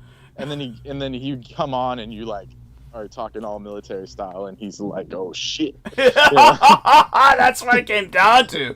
Remember, he had to excuse himself. He said, "I gotta He go." left. He ran away. Oh, Yeah, I gotta go. He was like, he probably thought you were someone auditing him from the freaking department. Yeah. Like, oh shit. You know, like doing like a security test. Like, let's ask all these questions, see if he squeals after all these years or something. Yeah. Yeah. I love it. Because I'm sure they have to do that, right? You know, all these people that actually saw shit. That's true. That's true. Theoretically, even if a military man is retired, theoretically he can still be dishonorably discharged and deprived of all of his benefits. Right. Theoretically, right. And so this can happen. Say, for instance, if someone it comes on a program that's at a national syndication. That's why you've said before, all those people that you hear that are whistleblowers, they're all still on payroll. Yeah, that's all bullshit. And they say, "I used to do it." They say, "I used to do it," and I'm telling you guys because I feel, feel compelled. What was worse about all these congressional hearings where they're interviewing the people about the UAP, where the UAP became the common term? Yeah. All of these guys were active duty. They're active duty, and they're all saying, "I'm whistleblowing, and I'm on active duty." And really, and nothing's gonna happen. Under orders. Yeah. Seriously. That's what that means. Yeah. Oh my! But they know people don't know that kind of stuff. Yeah, yes, that's part of the problem. But again, however, that's probably a good thing because this goes to show the military and the civilians are so divorced from each other that they've lost the mystique that they've cultivated. Unfortunately, there's the mystique that they've cultivated that works for the MAGA-tards or idiots like that. But your average person... like the younger people don't fall for it. Like, you remember that rapper I sent you? Yeah. Yes, tell people about that. I want to thank you so much for that. Tell people about that. Well, I forgot his name. He's just some guy that became famous after he left. Yes. He said, when I was in the military, he said, they're all a bunch of, booger-eating, back of the class, flunkies. I'll tell you what he said. He said, basically, he said, I was in, basically he was describing. He's like, I hated the military. Yeah. He said everybody in there was a sociopath or a psychopath. They're all psychotics and sociopaths. Yeah, which is funny because the interviewer was, like they always do, they always say, how did you feel serving our country? And this guy just straight up said, fuck that. He said, I hated it. So anyways, Yeah, and then he said they were all the kind of imbeciles that sat at the back of the class eating worms and shit. That's what he said. I loved it. Yeah, no, it's just, God bless him. I gotta go back and find the guy's name and start buying his records. Hey, I bet he would like your material too. Oh God, somebody has to contact him and he might. Tell him about myself. Yes, that's right. That's important. And then all the people in the comments were funny. They were like, "He ain't lying." Yeah. That's true. So, Holly, did you hear what Brendan said earlier about the ex-Marine who was the in the custodial management position before him, who was expediting all these motherfuckers who were going in there to jack off over the footage they're taking of the girls' sports events? Yeah, and the ones hiding in the dark watching the gym. Yeah, but beyond that, at the end of our episode, what happened was before I shut the episode down, the fucker comes back looking for his camera. Did you catch it when Brendan and I were watch, quote unquote. The watch, quote unquote. Oh God. Oh. He said, I lost my watch. I hope no one stole it. And I was like, boy. All right, well, you can go look for it. And then as we're going in, he says, oh, I know, it's behind that. It's over there in the corner behind the bleachers. That's where it fell. It fell back there. And I'm like, underneath, looking up. Yeah. So then I go back to work, and then as he's leaving, I see it in his hand, and it's got this weird green light, and it's this, and it's not it could be like a wearable, quote unquote, like a smartwatch, but it was too clunky to be a smartwatch. It just had a watch strap on it. Yeah. Yeah, so who knows what the hell that was going on. It was with just that. a fucking camera. Jesus Christ! It looked like if you ever watch, what was it? What did they call him? The Japanese superhero. Let me see if I can spell Japanese right. That would help. Japanese superhero and with world meter or globe meter. Okay, let's see now. We'll find it. Not super giants. Was that super giant? Yes, super giant. There's this Japanese superhero called Super Giant, and let's see if I can find a picture of his globe meter. There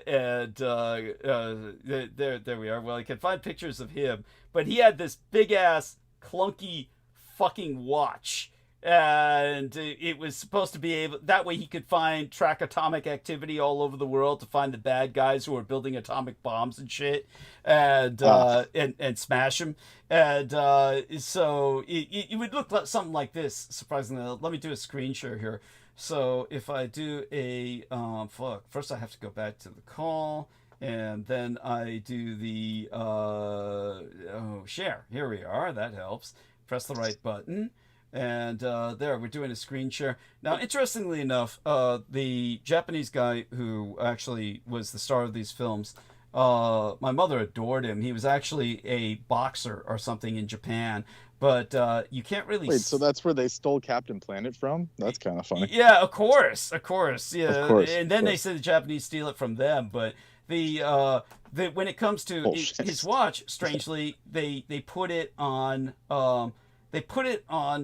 Spider-Man in this alternate Earth version, and it looked like that. So it's this big clunky thing, and this is the only way you can tell the Japanese alternate Earth Spider-Man from the I guess what we'd call the real Spider-Man or something. But anyhow, so that's what the globe meter looks like. So this guy basically had like a kryptonite powered globe meter that he's saying is his watch, and he brings it out, and but all that was positioned to look up girls' skirts under the bleachers whenever they sat down, and then he puts that shit on the dark web, when he's finished jacking off over it, or while he's jacking off over it, and that's why he was looking at it on a cell phone when our man gets paid. And gets paid. Yeah, and he's a coach. Of course. Of Or course. he claims to be. I don't ever. They're never wearing their badges. Coach is his side gig. Yeah. He just claims to be a coach. But anyways, he came back panicked. Yeah. You guys can hear it on the record. Like, we got it on record. Like, thank God you're here, and he was sweating, and it was crazy. Oh, and then when Brendan said, "Oh, well, if it was stolen, we've got cameras that we can go over the footage." Yeah. No cameras. He said, "No." Yeah, he said, no, we don't need that. We don't need that. I'm sure you could hear him say it. Yes. Yeah. Yes. Oh. Like he was panicked. Like, oh no, but, he was sweating bullets. But because if anyone found it, it would be, like I said, just look at the camera and see who put it there. Yeah. Yes. That's so there you go with that. He's lucky I didn't find it, because I would have outed all of them. Right. I would have called the sheriff department just to stick it to them. Motherfuckers. Because what they maybe do get a settlement. Because what they do is they want me to go to the quote unquote fake chain of command that I don't have to abide by, but they want me to. So they don't like when I skip over that. Yeah. But because that's the guy that asked you, why are you calling him? Why aren't you calling the cops? Oh yeah, well, the different guy, but same idea. Same bullshit with all these. No, the way to put that was when I told the admin that the other coach went off on me and started basically threatening me. He said, "I see why he got mad at you," shit like that. Literally in an email. I have the record. Right. So Good. What a load of motherfuckers. And the incredible thing is that that parents, despite the history of this school, still sign off to let their kids camp overnight in the playing field with a single coach. But that's America's system is all fucked up. So all I can say is, we're presuming that the parents know, because who knows? Yeah, good point. I mean, but still, it's nowadays the kids just lie about it. They'll just say, I'm going to my friend's house or something. Oh, good point. Good point. Yeah. I mean, points well taken. I mean, this has to be taken into account, and but parents, it's like we certainly did that in my day. Yeah. Altogether, what we were speaking of earlier tonight was, of course, we were talking about Ukraine, which our man Aristides pointed out that there's reports, quote unquote, where basically reporters fantasizing are desperately hoping the Russians might be open to some concessions. And I said it's all bullshit, right. Of course, but but when it comes to we know they're not. Of course, of course. But when I was pointing out earlier that if America and Europe had just put everything behind Ukraine from the start, the Ukrainians would have beaten the Russians hands down. None of this would be going on right now. It would have been over, in days. And that's right. Instead, everybody was chicken shit about it, and everybody's scared of the Russians. And I was pointing out that all of this is based on this World War II myth, and it brings us back to, aside from the personal anecdote that I brought up earlier about how behind Russia was in technology, and just how off everyone is in thinking of them as being a threat in that regard, the reality is so skewed, and they're so desperate to keep it skewed. And again, personal experience here, but it reflects the matrix that we live in. And I hate to use terms like that, and yet at the same time, they're accessible. So you have to use accessible terms at times to make a point that people can grasp easily, readily, without, hours of context. And so the matrix is a good thing to use in that regard. So we live in a matrix, and the matrix is World War II. And I'm the only red pill you fucking have. I'm the red pill, a living red pill, and they want to make sure you don't swallow me. They're out there to suppress me and make sure I never wind up in the palm of your hand. So it's up to you to do what the black guy does. Who's the black guy again who says, take the red pill? What was his name in the Matrix? Somebody help me here. God. Morpheus. Morpheus! Yeah. All of you have to assume the role of Morpheus. And you've got to pass me around anonymously or otherwise. Just make other people aware of me. It's guerrilla warfare, but it's your war. You've got to fight it. So here's the point to be made. Yeah. And the point to be made is that if you look at my subscriptions on YouTube, anybody's welcome to look at my subscriptions on YouTube, and you'll basically see, aside from Super Clutch, who produces snippets of my shows on video and his channel, because of somebody doing that for me, of course I'm going to subscribe to their channel. It should be obvious why I'm doing so. If you go to their channel, you see Douglas Dietrich videos, splices of Doug Dietrich videos. Oh, that's great. And aside from that, all I'm subscribing to is chicks. It's just semi-erotic yoga. It's just some big busty girl trying to learn how to camp. I don't know. It's just shit. It's just all. I'm just there for the ass. That's all I'm there for. And so obviously I'm not on YouTube for quote unquote history. Yet because of what I talk about, basically on my feed, I get a bunch of history shit. And for some reason, they've just continually put out, recently, these really old motherfuckers. One was this old hag who teaches at the U.S. Naval War College. If you want to know why you guys are losing every fucking war, it's teachers like this at your war colleges. And the other one's this old fucking man whose name I don't even know, but I know Do you know his name or the name of the bitch? I bleached it. I know the chick's name, but they're both being reposted by this Indian kid, which is strange. Indian kid. Yeah. Who's the Indian kid? Like, I don't know, just probably one of the students or so, presumably. Interesting. But whoever's posting all the shorts out of the long, so they take the long form lecture and make it into shorts for them because they're so old they don't know how to do that, or right. They don't know how people's attention span's all wiped. Yeah. They think someone's gonna sit for their lecture like it's 70s. Right. They say put my lecture online, and they're getting like no views because no one's gonna sit through 2 hours of that nonsense. Yeah. So he has to. So he's helping. He's probably hired, honestly, but he's splicing it out for them. Interesting. That way he can get more hits.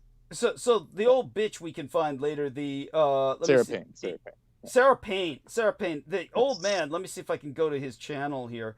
Like but it's weird. It says suspense. It's like or is it War Talks? Oh, I get it. The suspense is the music. It's this War Talks guy, but who's this old fuck? So it's these two old fucks, the old bitch and the old man. Again. But I see his name should be in the description. It never seems to be. It never seems to be. Where's the I have to click on one of them, put on the description. Where's the description? What site are you on? Are you screen sharing? Yeah, I'm screen sharing. Yeah. So it's a short, so you have to scroll down a little bit. Like hover over this guy. It's not working. It's just weird. It's not responsive. Yeah, something's up. Something's glitching. So this there he is. Okay, so what do I do with that? Click on that, his channel, whoever's posting it for him.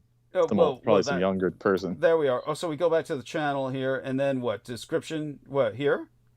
Yeah, click more. Okay. See if it gives any just says names? Soldiers and veterans. These aren't soldiers or veterans. That's for fucking sure. Yeah, maybe he doesn't want to give this guy's name, but yeah. Anyways, I'm sure we can find this guy. I know the guy is giving out his name, but I just don't know where, because the guy has produced this whole 18-hour history thing that people pay for. So obviously he's giving out his name. Yeah. But these guys keep showing up in my feed for no goddamn good reason. I'm not hearing YouTube for that. But it goes to show that they're being pushed pretty much universally. And so it goes to show how, first off, they're both saying the same thing. You take a look at Sarah Payne, whose name we remember for some reason. Why Japan never had a chance against the United States. And then the old man says the same thing. Why the Japanese couldn't defeat America? It's just we outproduced them. That's what they keep saying. We outproduced them. It's just the same old shit. But nowadays they add, it wasn't the bomb, it was the Russians. Oh, the Japanese surrendered because of the Russians. Oh, by the way, now imagine this. This is such a flat out lie, because the Japanese and the Russians are still legally at war. So how could the Russians have made the Japanese surrender when they're both legally at war today? That's the insanity of their position. It's just straight Victor out. Hansen. Victor Hansen. That's Victor Hansen. Oh, there we are. Victor Davis Hansen. It's in the hashtags. There we are. Thank you. Okay, well, finally one of them names the son of a bitch. Finally one of them names the son. We're German tanks really that superior? It's this guy. So they contradict themselves. It's like, okay, if the U.S. outproduced them and they were still getting stomped by these tanks, that must mean they were superior. Thank you. Militarily. It's like a simple equation. Yes. But they still are arguing, oh, no, it wasn't superior. The Russians will say, oh, they kept breaking down. The Shermans were breaking down. And it's like, then what happened to your tanks? Oh, wait, you had to buy them all from the U.S. Yeah. Yes. You didn't have any tanks. But anyways. Yes, it just goes on and on. But they've brought these people in as in the twilight of their lives, like their last gasp is to keep everyone else. Sherman tanks were American. Sherman tanks were American tanks. The Russians had those T-34s that they keep pushing as the height of tank technology. It's all shit. Yeah. By the way, for those of you who don't, what I was trying to say was the German ones were superior. Yeah, well, everyone knows that. The German tanks would score hundreds of kills. So the ratio, the kill ratio speaks for itself. Was off the charts. That's what I was trying to say. Yeah, but the German pilots did the same thing. You're talking about forget the concept of ace. It takes 5 kills to become an ace. I mean, the Germans had hundreds. Rote Baron. Yeah. The Red Baron. Yes. Well, the Red Baron actually couldn't even compare to the pilots in World War II. The pilots in World War II, the Red Baron took out like basically close to 100 men, basically 85 or 90 men, something close to 90 men, but it wasn't even 100. The men in World War II, like oh my God, I used to know his name. I'd have to look it up now. It was not Rudel. But if we look up, okay, let me see now. Hartmann, Erich Hartmann.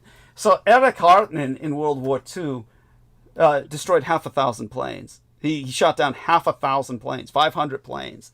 So that's like, this no one will ever come close to that again. And for those of you who don't know, everything you read about him will say 300 planes. Well, he was part of the 300 kill score club. There were 3 pilots in Germany who killed over 300 planes, shot down over 300 planes. Erich Hartmann went to 500,000, but they don't count half his kills because they say, they were untrained young Russian pilots that were just desperately thrown up in the air, and so the Allies don't even count the other 200 he shot down. It's like, so this is how desperate they are to revise history. So when you go into that scale, they don't even talk about it. So World War II, talk about the Matrix, they don't even talk about this. But obviously, I'm still doing screen share. These old people that they're bringing out to, by their last gasp, continue this propaganda campaign are obviously not influencing young people other than through these shorts. If some young person watches them, they might listen to their crap, but they're obviously not going to naturally appeal to young people. I mean, because this is the kind of person like this old man here. Why the Japanese couldn't defeat America? You just look at him. That's the kind of, a young person looks at that and says, they go look at something else. They just go. There's no appeal there to a younger person. No. These are, like you said, these are to lock in whoever's left from like Gen X and before. Just so they die in the Matrix. Yeah. They want them to die in the Matrix. But the fact that they're so desperate to do this shows how desperate they are about myself, because there's no one else giving the truth about the war. And the reality of the war is, like, this old fucker here, again, I'd have to scroll down to get his name, Victor Davis Hansen. Again, it's like a child predator. I couldn't even remember his name. As soon as I said it, I forgot it. Yes. It's like a child predator's name. It's a child predator's name. It's 3 first names. Yeah, all these child predators. They all have that for some reason. Yeah, they all have 3 first names. For some strange reason. Yeah, it's the sure sign of a child predator is they have 3 first names. It's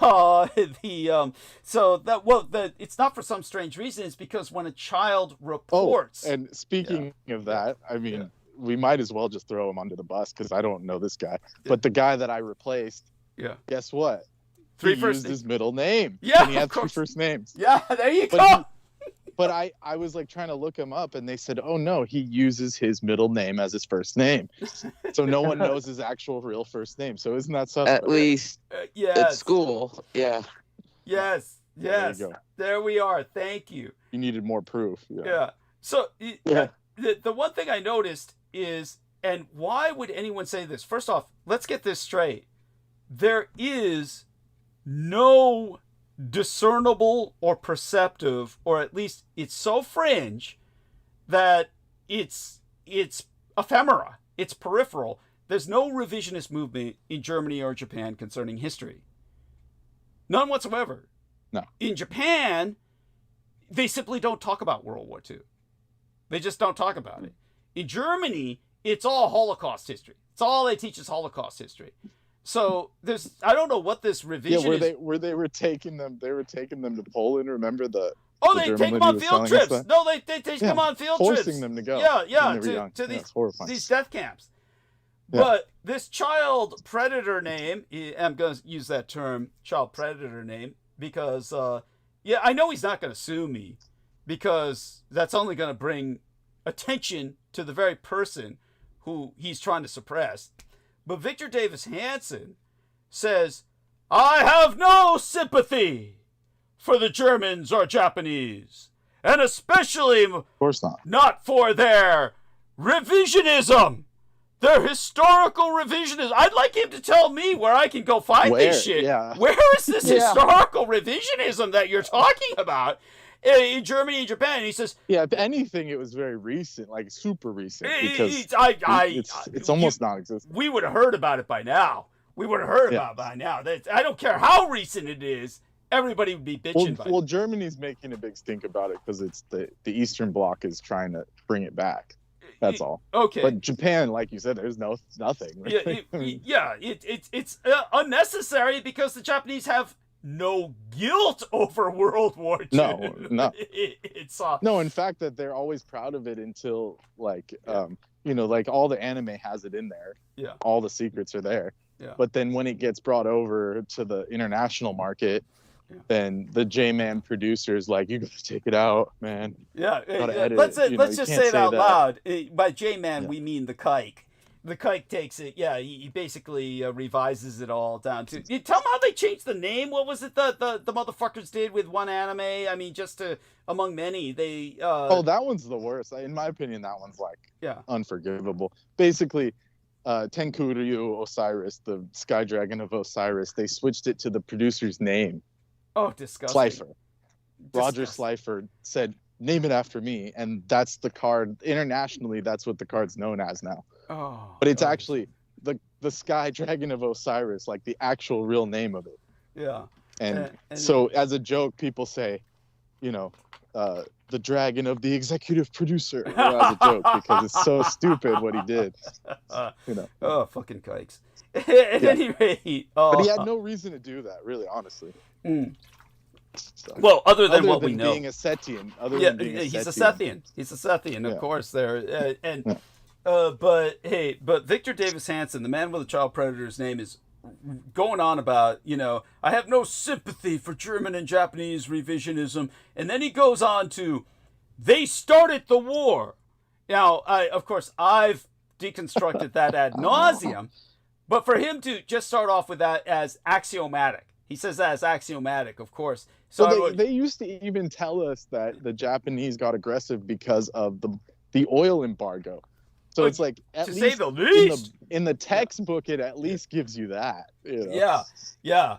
It's but they give some bullshit reason, like they were saying, if we didn't stop them, they would have killed all the Chinese or something. It's like, well, one of the things I point out in my essay that I'm writing, the epistle that I'm writing, is of course, and this is just almost like a side note that I pointed out, is that FDR, don't forget. For those of you who don't know, when Japan declared war on the United States, and they still today in history present this as if Japanese did this alone. When Japan declared war on the United States, Vietnam declared war on the United States. Korea declared war on the United States. Taiwan declared war on the United States. And yes, China declared war on the United States. Thailand, right? Yes, Thailand. Yes, thank you. Thailand declared war on the United States. Now, they'll try, and Manchuria, of course, declared war on the United States. Of course, they're going to, obfuscate all of this by saying, those were puppet states. They're puppet states. It's like, go fuck yourself. This is how insane. They talk about revisionism. So then he says, they started the war. Then he goes into how many civilians they killed compared to how little troops they lost, which is the point I've always made. Remember, I've always showed that pie graph about how many Allied civilians and servicemen died compared to Axis military and civilians died, and the difference is just astronomical. But he'll point that out just to emphasize the evil of the Axis. He said, yes, they fought it unprecedented scale. And talk about the ignorance of a historian. This guy is completely ignorant. when you think about the scale of the Mongols wiped out half the human race of the planet at the time. That's like, there's nothing compares to that. So it's this, he's historically ignorant. He's feeding this propaganda line as if it were still World War II, and he wants you to sign up and enlist to go fight this enemy, as if they're still, but the desperation of it all, and claiming that there's revisionism, he must be referring to myself. He can only be, who else is out there saying that the Axis won World War II? There's no one else out there saying that. I haven't seen it. I mean, yeah, who else does? There are some Indians that know that because of their understood thing. Yeah. So I found out that most of India knows about this. That the what was it called, the Indian Freedom Army, I forgot what it was called, the IAS something. IAF. I could look it up. It was the thing. Remember the regiments that Hitler raised in India. Yeah, they were called the Springing Tigers. I remember that much. That was the name they were known by. Was the War of the Springing or Leaping Tigers. And so we can look up Subhas Bose, Indian Freedom Army. Okay, Subhas Bose. Yeah, here we are. Subhas Chandra Bose. I like how he's listed as Indian author. Of course. Author. As opposed to freedom fighter. Right? Yeah, as opposed to freedom fighter. Anyways, so he raised enough army to actually free India from the Brits, because at the time the Brits were like down to maybe like 50,000 people, like, military. Yeah. To like defend India, and the Brits were scared, and so basically they had to call back, but before the end of the war. By the way, it was the INA, Indian National Army. Yeah. But that of course is English. That's of course in English, but go on. Yes. Yeah. Yes, thank you. Yeah, and that had like 400,000 armed by Germany. Yeah. Standing army. Yes. And so a lot of people know that in India, that they were ready to, they basically, the Brits had no chance. And when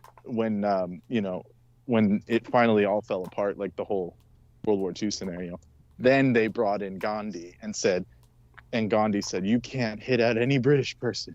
Yeah, you can't attack any British person. And so that's how they got back in. Yeah. Because they basically had their stooge come in and brainwash everyone, say, anyways. That's right. No, it was horrific. Whereas Subhas Chandra Bose fled to Taiwan. For those of you who don't know, he fled to Taiwan.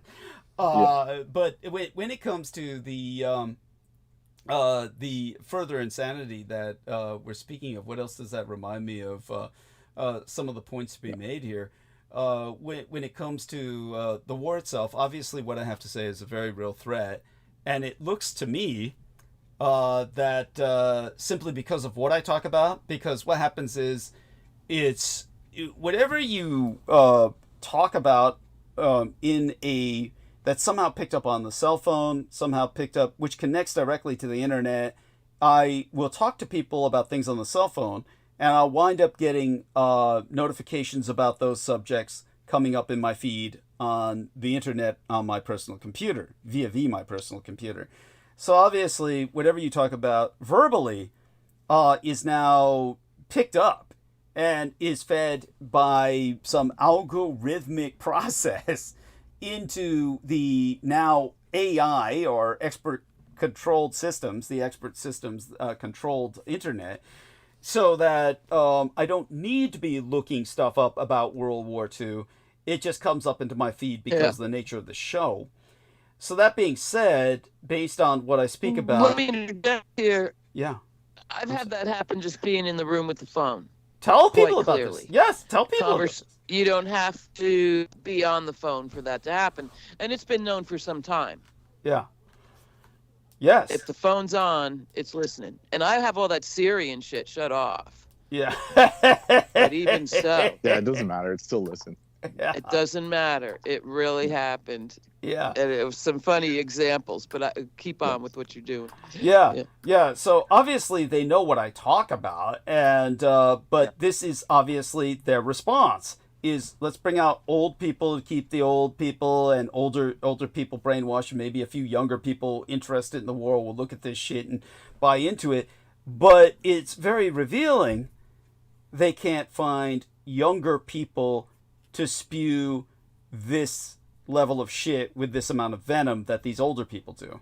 Well, it's because we know it's not true, because we grew up with that. And actually, you know, it could be like the subversiveness of whatever you want to call it, anime, difference, the world. We get more exposure to the actual world as it is because of the internet. So that's a positive thing. But because of all the anime and the different things, it's like all the positives that Japan and Germany give, people can see it. It's obvious. It's like, people make fun of Germany so much that it's become this meme that it's like, oh, they can't be that bad, Yeah. Like if there's one group that's doing all this and then these guys who are always apologizing, then someone must be not good, right? Yes. Like the old joke, they said, if a guy got kicked out of a bar 190 times, is it his fault? Or is it... Yes. Right. Or is it all or fired from every job? Yeah. So like people online are doing those those thought experiments just to prove their point. Yeah. So more people are actually growing up saying maybe he wasn't evil. Maybe he wasn't the villain. Yeah. Right. Does that make sense? Of course. Well, Sure. of course. Not in any kind of racist way. It's just like logical. No. It's just like why would someone, do all of that for no reason? Like they're claiming. Yes. Yeah. Thank you. Yeah. No. It's. And why doesn't it make sense? Yeah. So we've been through this process. Yes. Why doesn't it make sense? Yes. Yeah, but so and then people don't fall find. That's right. But it's so comforting, the invented narrative, that's more than enough for, unfortunately, I believe, most people. Well, I don't think anymore. It's at this point. Feel-good narrative. Not the video games. People. The old Maybe one. Gen X. I'm Gen saying. X, I'm saying the old one. That's the way it was. But yes. I don't know. I see it a lot with people who I never thought would be MAGA are. And it feels like that to me. Well, how many young people do you see as MAGA, Holly? How many young people do you see as MAGA? Yeah, boy, I'm not exposed they don't care to about directly. No, although you do at the rallies and stuff, they're certainly there. I don't see them. For the other side. I mean, not for the other food. side, not the MAGA rallies, the other side's rallies. Yeah. Well, in regards to both sides, that's how they make money to eat because their economy's so bad. Yes. They say, how they remember Bernie and the other lady, how they just showed up and there was this huge, there was like 30,000 people. So this would happen in my town, and I said, you guys paid to be there? And they said, no, it was free. And they gave us snacks and all this. And people were so desperate that they just did it just to do something, it was something to do that weekend for free. Yes. Got it. But then when they published it online, they said, look, all these people turned out, in solidarity and stuff. And it was like, no, that wasn't the case. It was a picnic. They were paid off. They were given Starbucks and stuff. Yes, that's just for politic reasons only. Yes, thank you, and most younger people are a PR event. Yeah, most younger people are increasingly apolitical. There's just they can't buy into it. Italy. They just can't buy into it anymore. The system they see it doesn't work. Failed on all sides. Yeah, and they have no future. Yeah. They see it doesn't work. They have no future. I mean, it's.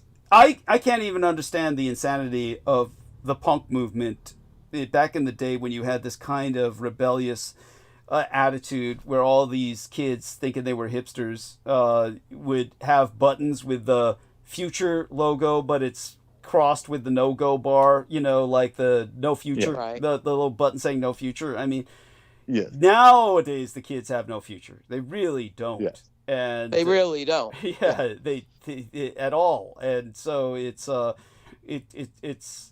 horrific. There's no. So how on earth does anyone expect them to buy into the system? They can't. So Yeah, and they can't There's buy no into point the because even if you work full-time overtime with the current salaries, even if you're a software developer making 100, three triple digits, six figures, That you're about to You get can't buy laid a off. house. Yeah. yeah. and then they Right. just lay you off. So you save up for a house, then you can't even afford that, and then they lay you off. Yes. Yeah. So, Yeah. of course, no one's gonna be dealing with that system for much longer. Yeah, and beyond Say the that, least. but the interesting news, I mean, the good news, and it's interesting, is that you'd expect all these kids to sign up for the military for 3 hots and a cot, yet the military's begging for bodies. The recruiters can't get anybody. So I mean, just look at the other people getting, they're saying we're going to give you a bonus to join. Even I told you my friend went in the Navy. They never paid him. yeah. They never gave him his bonus. Oh. Ouch. Oh, They said, if you sign up now, we'll give you a 30, it was like a 10, 15 grand bonus. And then when they get you in, you sign the papers, you finish, basic. Oh yeah, no, you did something to where you're no longer qualified for it. You're disqualified for it. Oh. Yeah. Bitches. So there you go. So is he No good guys there. Is he re-upping? Is he re-enlisting at some point, or is he just gonna get out as soon No, as he was telling me he doesn't. Well, first of all, he already signed up for the full. It was like 7 or 8 years, and I was like, that was a mistake. Yeah. And he was like, yeah, Ow. it was, but what can you do? So how long has it been? It's been about 4 years, hasn't it? No, it's much longer. It's like 2019, 21. 6 years by now. So he's almost He's ready. close. To get it. He's close to finishing. Yeah. Oh, okay. So so he does intend to get out. He's not gonna re-up. No. Okay. No, because when I talked to him last, he was like learning to code. Okay. He was like taking what they taught him and then upping his certificates. So when he finally got out, he could get like a good corporate job, which is smart on his part. Yeah, of course. Yeah. Of course. So at least But he doesn't The plan on pipeline. staying. He doesn't plan on staying. Yeah. Okay. But the pipeline is wide. Yeah. Yeah. And Unless the main right through reason there. was because they ripped him off. That's Well, good. I mean, it's good that he Really? Yeah. That's all? Yeah. Is that the only reason? Like Holly says, there must be Jeez. many, Well, not many to other mention- reasons. I mean, I said this. I mean, we can't really say too much, but they basically Yeah. they gave him an experimental, let's say, thing that harmed him. Let's just leave it at that. An experimental thing. Oh, boy. Yeah, Yeah. that everyone got, but they got the worst end of it, in my opinion. Ooh. So, yeah, Ouch. they were the trial bunnies, the guinea pig. Yeah. Wasn't he also on the carrier that was outside of Fukushima Daiichi catching all that radiation? I can't remember if he was on that. I don't think so. No, I don't. Okay, think so. he wasn't on I don't that. think Yeah, but No. he was on something that was. Oh, what did they do during COVID? They did something during COVID too, where he got like they were all shut Oh in. yeah, they locked him in. Yeah, they locked him in. And he called me and he said, "I can't even leave the ship, and we're on shore. We're in port." So it was just they really mistreated them during that time. So he doesn't want anything to do with it. But it's too late. The damage is already done, in my opinion. So, like whatever they did to you in 7 years is too much. It's not worth it. Oh, yes. Well, good for him for coming into his own. I mean, it's sad that it took that, but yeah, it's at least it finally happened.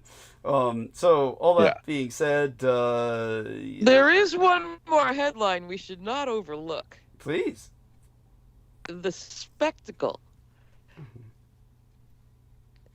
of Trump calling a SWAT team down on John Bolton.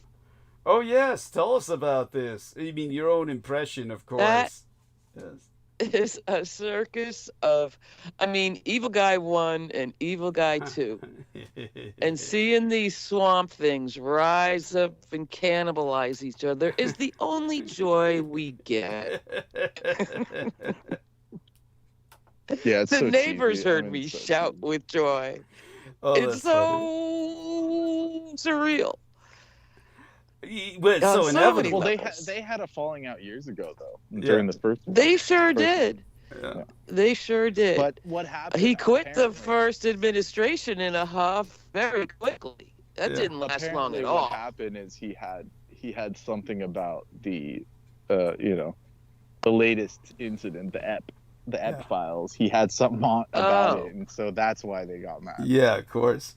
He was threatening. Well, "Oh, I'm just my gonna show it." understanding at the time, the break was because he insisted that Trump nuke Iran back to the Stone Age. And Trump said no. So That was the first round. Yeah, that was the first round. the first round. And so, of course, in a general sense, even a fucking devil in a guy suit was appalled by Trump in all ways because he's not intellectual, so to speak. But then he wrote a book, shit talking Trump. And And so now they're saying that he stole papers. And so, I mean, This is the same no shit they did notice, to no everyone. They did to everyone. diplomatic courtesy. It's just all these big black lights flash and pull up in front of the guy's house. Well, they did it to Trump And too, more or less and drag the him other out. guys. yes. The clip I saw of Trump said, "Oh well, no, nobody told me, Yeah. but they did it to me too." Yeah. So that didn't Yeah, so play that proves too that well. there's a force beyond the so-called president. Yes. Oh my They're just- God. They're on a Yeah, string. but in Trump's case, it was ludicrous, Bolton, who cares? A few boxes to write a shit-talking book. Yeah. Bolton, I think, thinks he's untouchable because he's old days power, but so Where did he even mean. come He's from? Was he like, in, like, Bush's he's cabinet or like a something? cobra. Yeah, he's one of those backdoor, guys that doesn't necessarily need the limelight. I don't even maybe remember, even back but to I know Reagan. He was way back. He was from way back. Oh, okay. So evil, so awful. And so seeing these guys brawl it He out, looks like something man. out of the freaking, like, out of the Civil War. He's got that broom staff, Yes, like, looks like yes. Mark Twain and shit. Yes, that's right. Dude, That's so right. outdated. Guy So is a venomous snake, and I'm telling you, Trump's doing some heavy handling here. Well, it's There could be consequences for this. Well, I don't know about that. I mean, Bolton is just like a fossil, but it's, You would think, but well, I there hope he is does faction strike back. I hope he lashes back. billionaires. Yeah. Well, that's what I want him to do. Yeah. Each other to death on Yeah. camera. Yeah. That would be so wonderful. Oh, it just looking at both of It's them. too much to hope for. Yeah, looking Yeah. at them both with their Yeah, they hands should- around each other's throats. Yes, I mean that would be They delightful. should but- explode in a fireball yeah, but together, embracing for all eternity. My God. well, we're going to see a lot of violence, that's for sure. I mean, Trump is like he says, he's going to send in the military. He's going to, do anything he can to distract from whatever might come out from the Epstein thing. But he seems to have it under control by just Ghislaine Maxwell cooperating. So Exonerating everyone yeah, exonerating everyone. So he seems to have that under control. except the accuser. And yet, yeah, except the accuser. Yes, of course, the accuser's a lying. I kind of like that.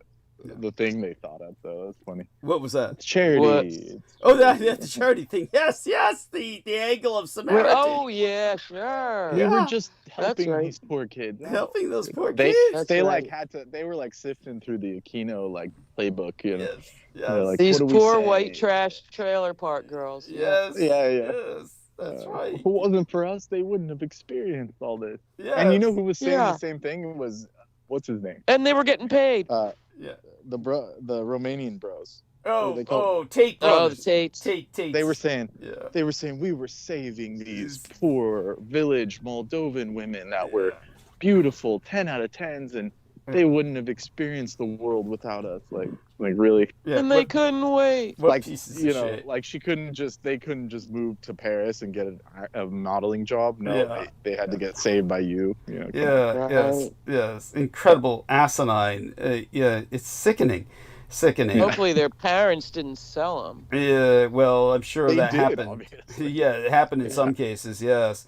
But obviously the real villains are the Tate brothers, but they're the Republican Epsteins, and the Republicans love them and uphold them as examples of masculinity. Yeah, so that's Sure do. yeah, that's the MAGA-verse for you. They went to Mar-a-Lago, I think. Yeah, they did. They did, yes. Yeah. You discussed, didn't he? Yeah, and then sit all next- their cars were returned. Yeah, everything was returned after that. Yeah. It's Disgusting. like signing a deal with Satan. Yeah, it's just- Yes, it really was. Man. Yeah. But when they start to fighting, ooh, it gets good. Yes. Yeah. Well, all I I can want say a is, ringside seat on that shit. well, we'll see a lot of something. I mean, certainly a lot of infighting's going to happen while they you go through all these contortions of taking over America. More so than they Yeah. already have in this desperate. Well, this hole. is a fight where the MAGA side is evil, but The what? the non-MAGA, the I see. MAGA side is evil as fuck, but so is the non-MAGA Republican side. This is a perfect There demonstration. is no non-MAGA Republican Is there- side. Oh, there is, and one of them's Bolton, No, and I think a lot of them exist, let's put it and this they have way. money. I don't know about that. I'll put it this way: Well, obviously there's wealthy people who might be somewhat angry at Trump because he's destroying the economy, but the Republicans are 100% MAGA. There's no never Trumpers anymore. You've got to get this out of your head, that the idea that any of them Time are will tell. Time will tell. Anybody, if you're a Republican, you're a piece of shit. Just any Republican listening, you're a piece of shit. It's all bad. Liz Cheney. Yes, God. yes. She ain't ever gonna be on my side. Of course not. Yeah, if you're a But she Republican, sure ain't MAGA. well, no, They she put her in is. jail, yeah. She is. She was in the beginning. She made it all possible. Sure she was. Yeah, Sure she was. She was in the beginning. Yeah, she made it all possible. So just remember, all these people just. She sure was. Yeah, if you're a Republican, just kill yourself. There's no use for that humanity has for you. And like I said, the most benevolent thing I can think about doing with them is exiling a good deal of them to Manchuria, as I've said before, where they can act as a buffer between Russia and China. And I always liked that solution, and I never forgot it. yes, thank when you. I first heard it years ago. Oh, well, I can go into greater detail about it, I assure You you. did at that time. Yes. And it was wonderful. Yeah, but when it comes into, then of course there's Netanyahu. I mean, he's counting on Hamas to refuse his demand so Israel's takeover can begin. I mean, you've got maybe some... I mean, that is so ludicrous. Oh, just give back the hostages and we'll help you rebuild, No. It's the stupidest thing I ever heard of.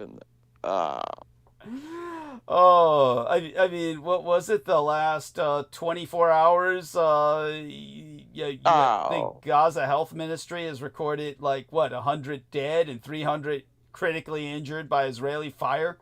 They're laying pipe and putting in power poles Yeah. to fund the fucking Jared Kushner rebuild. Yes. That's already happening. I mean, Israeli TV is flooded with shows back in the Gaza settlers. 20 years on. Oh, Yeah. and they just gave them big new chunks of land. Of course. Right. Of course. And they've been taking them anyway. It's a big thing with the sheep herding. Yeah. Sheep herding has always been bad. The sheep game. Tell us about this. It destroyed England, and the system of your aristocrat and then his village. Okay. And that's when, the land was open and it was shareable. There was a commons. But Yeah. it was the sheep ranchers that destroyed that common. area. Yeah. And so then you weren't just a serf, you were fucking put out because they lost everything. Mm-hmm. And Yeah. it was awful. But sheep in the settlements and Palestine is a big war going on. Okay. It's complicated, but suffice to say, it's a big settler tactic to take over the sheep grazing lands, because God knows that's the only thing that Palestinians are surviving on anyway, is their sheep. Excellent money. point. Excellent point. No, I think that's So, your point's well yeah. taken. So thank you for that.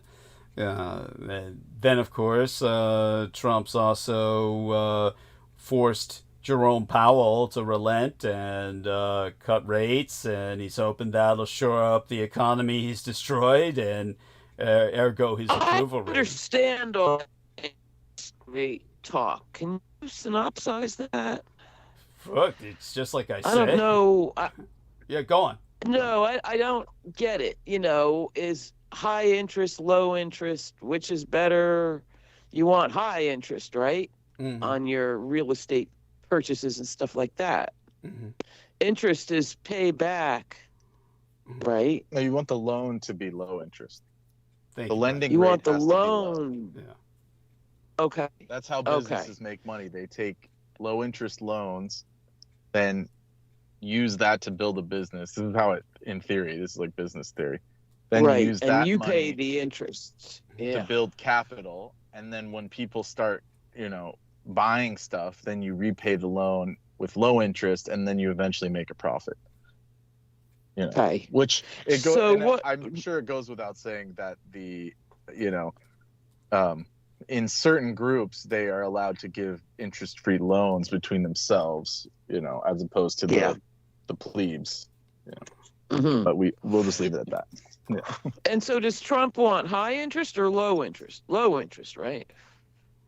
That's But not you're what he's talking talking about the feds. Yeah. Trump's talking about I'm- rate cuts. Rate cuts. Yeah. So in Well, the with Federal the Reserve Powell system, fight. lower is better. Low is better. Oh. And Low is, if- or is and low we better should- for us, or is low better for Trump? Yes, for business. Okay. Because then Yeah, they for can business, okay. they can build more stuff and buy more stuff. Right. At a cheap but it- rate. Yeah. but- Remember- Subsidized. yeah. It's a subsidy. Right. Something that Go we've on. brought out Brandon. before. Say it again, that Brendan. about Yeah. stuff that we've brought out before that they always say, oh, the Japanese economy is so horrible. They haven't Right. grown, they haven't expanded because they've had these negative interest loans. So their Yeah. economy was so stable for so long that they had to pay people to take out loans. Yeah. And Yeah. they, Yeah. according to the Yeah. economists, they're saying that's proof that their economy was terrible. It's like, Right. I don't know how that adds up. We gotta get some economists in on this talk because I've never heard For of that. sure. But anyways, Yeah, yeah. People That, did need loans. yeah, that. By the way, just thought about it. That idiot, David Victor Hansen. Is that the guy's name? That the historian I was Something like speaking that. about earlier with the three first Victor names, like something, like a child predator. David. I think it's David Victor Hansen. Again, I'm amazed I still remember it because the first time I uttered it, that's why I could never remember his name, was because he's got three first names that's all innocuous. So that, whenever the children report him for diddling them in the classroom, like I'm sure he did throughout his career, the police couldn't figure out who they were talking about. They always thought, are you talking about a group of three men? You talking about one man? This is why, the child predators all use three first names. Like the guy who had the job before Brendan. And, yeah, he was using his middle name. Imagine that. Yeah. So when it comes to the what he said Americans obsess over Dresden and Hiroshima, and I was That thinking, stuff is absurd. I said, where do I find these Americans? I've never found any American who said we did too much at Dresden. Most Americans don't even know about Dresden, let alone they know about Hiroshima, but none of them feel guilty about it. That's for damn sure. Oh no, they love that. Yeah, love that. they love that shit. What they think happened. Of course, when I put it into context, it deflates them, of course. But again, had to go back to that before it dribbled out of my ear. Of course, at every point they make, I could like go into a tangent on and deconstruct. But so that point being made, when we were talking about what's going on at home and Trump's insane machinations, the thing to remember, Holly, is you're trying to make sense out of nonsense when you're saying what's good for us or what's Trump's logic. Understand that, for instance, what Brendan's explaining to you about business theory, okay, all that goes out the window when we're talking about Trump. You can't. No, I totally get that. Yeah, you can't think about Trump and business. He does not want it to be good for. No, Yeah. no, it's all psycho. I completely Yes. get that. When I said us, I was wondering if Powell was the good guy here. I know Jerome Powell would be the good guy only if he stood up to Trump. He's breaking down now. Right. I mean, He he's is. basically breaking He is. down. But then again, he's an old Trump's man. mopping the floor with him. Yeah, well, it's Yeah. amazing it's amazing the fucker stood up Yeah. this long. But you understand that we're no longer in a normal form of governance. We truly are under a dictatorship of a tyrant who is... Hey, I think I'm one of the few people that get that. well, I think really, there's plenty of in the people big get picture- it, but nobody's up in arms about it. And by that, I mean people might be bitching, but nobody is literally taking up arms against this government. And one of the reasons... As I understand, historically, that kind of requires at least the beginnings of mass starvation. This is a good way to put it. A good way to put it is what I learned in Africa. There's areas I could go into where I didn't need to be concerned about a violent population because everyone was starving. So understand this much. Starving people don't make desperation assaults. They don't conduct Because they're starving. suicidal bonsai charges. But No, hungry people they're do. starving. Yeah, but There hungry you go. people do. That's a better word. And Yeah. that's why I said the beginnings. Yeah. So Beginnings. So we When they're just hungry and the Doritos aren't there. Yeah. Well, we got a lot of hungry people. No one's doing anything yet. But I can assure you, Brendan, tell our listeners about the food prices. Just the food prices. Just going around trying to find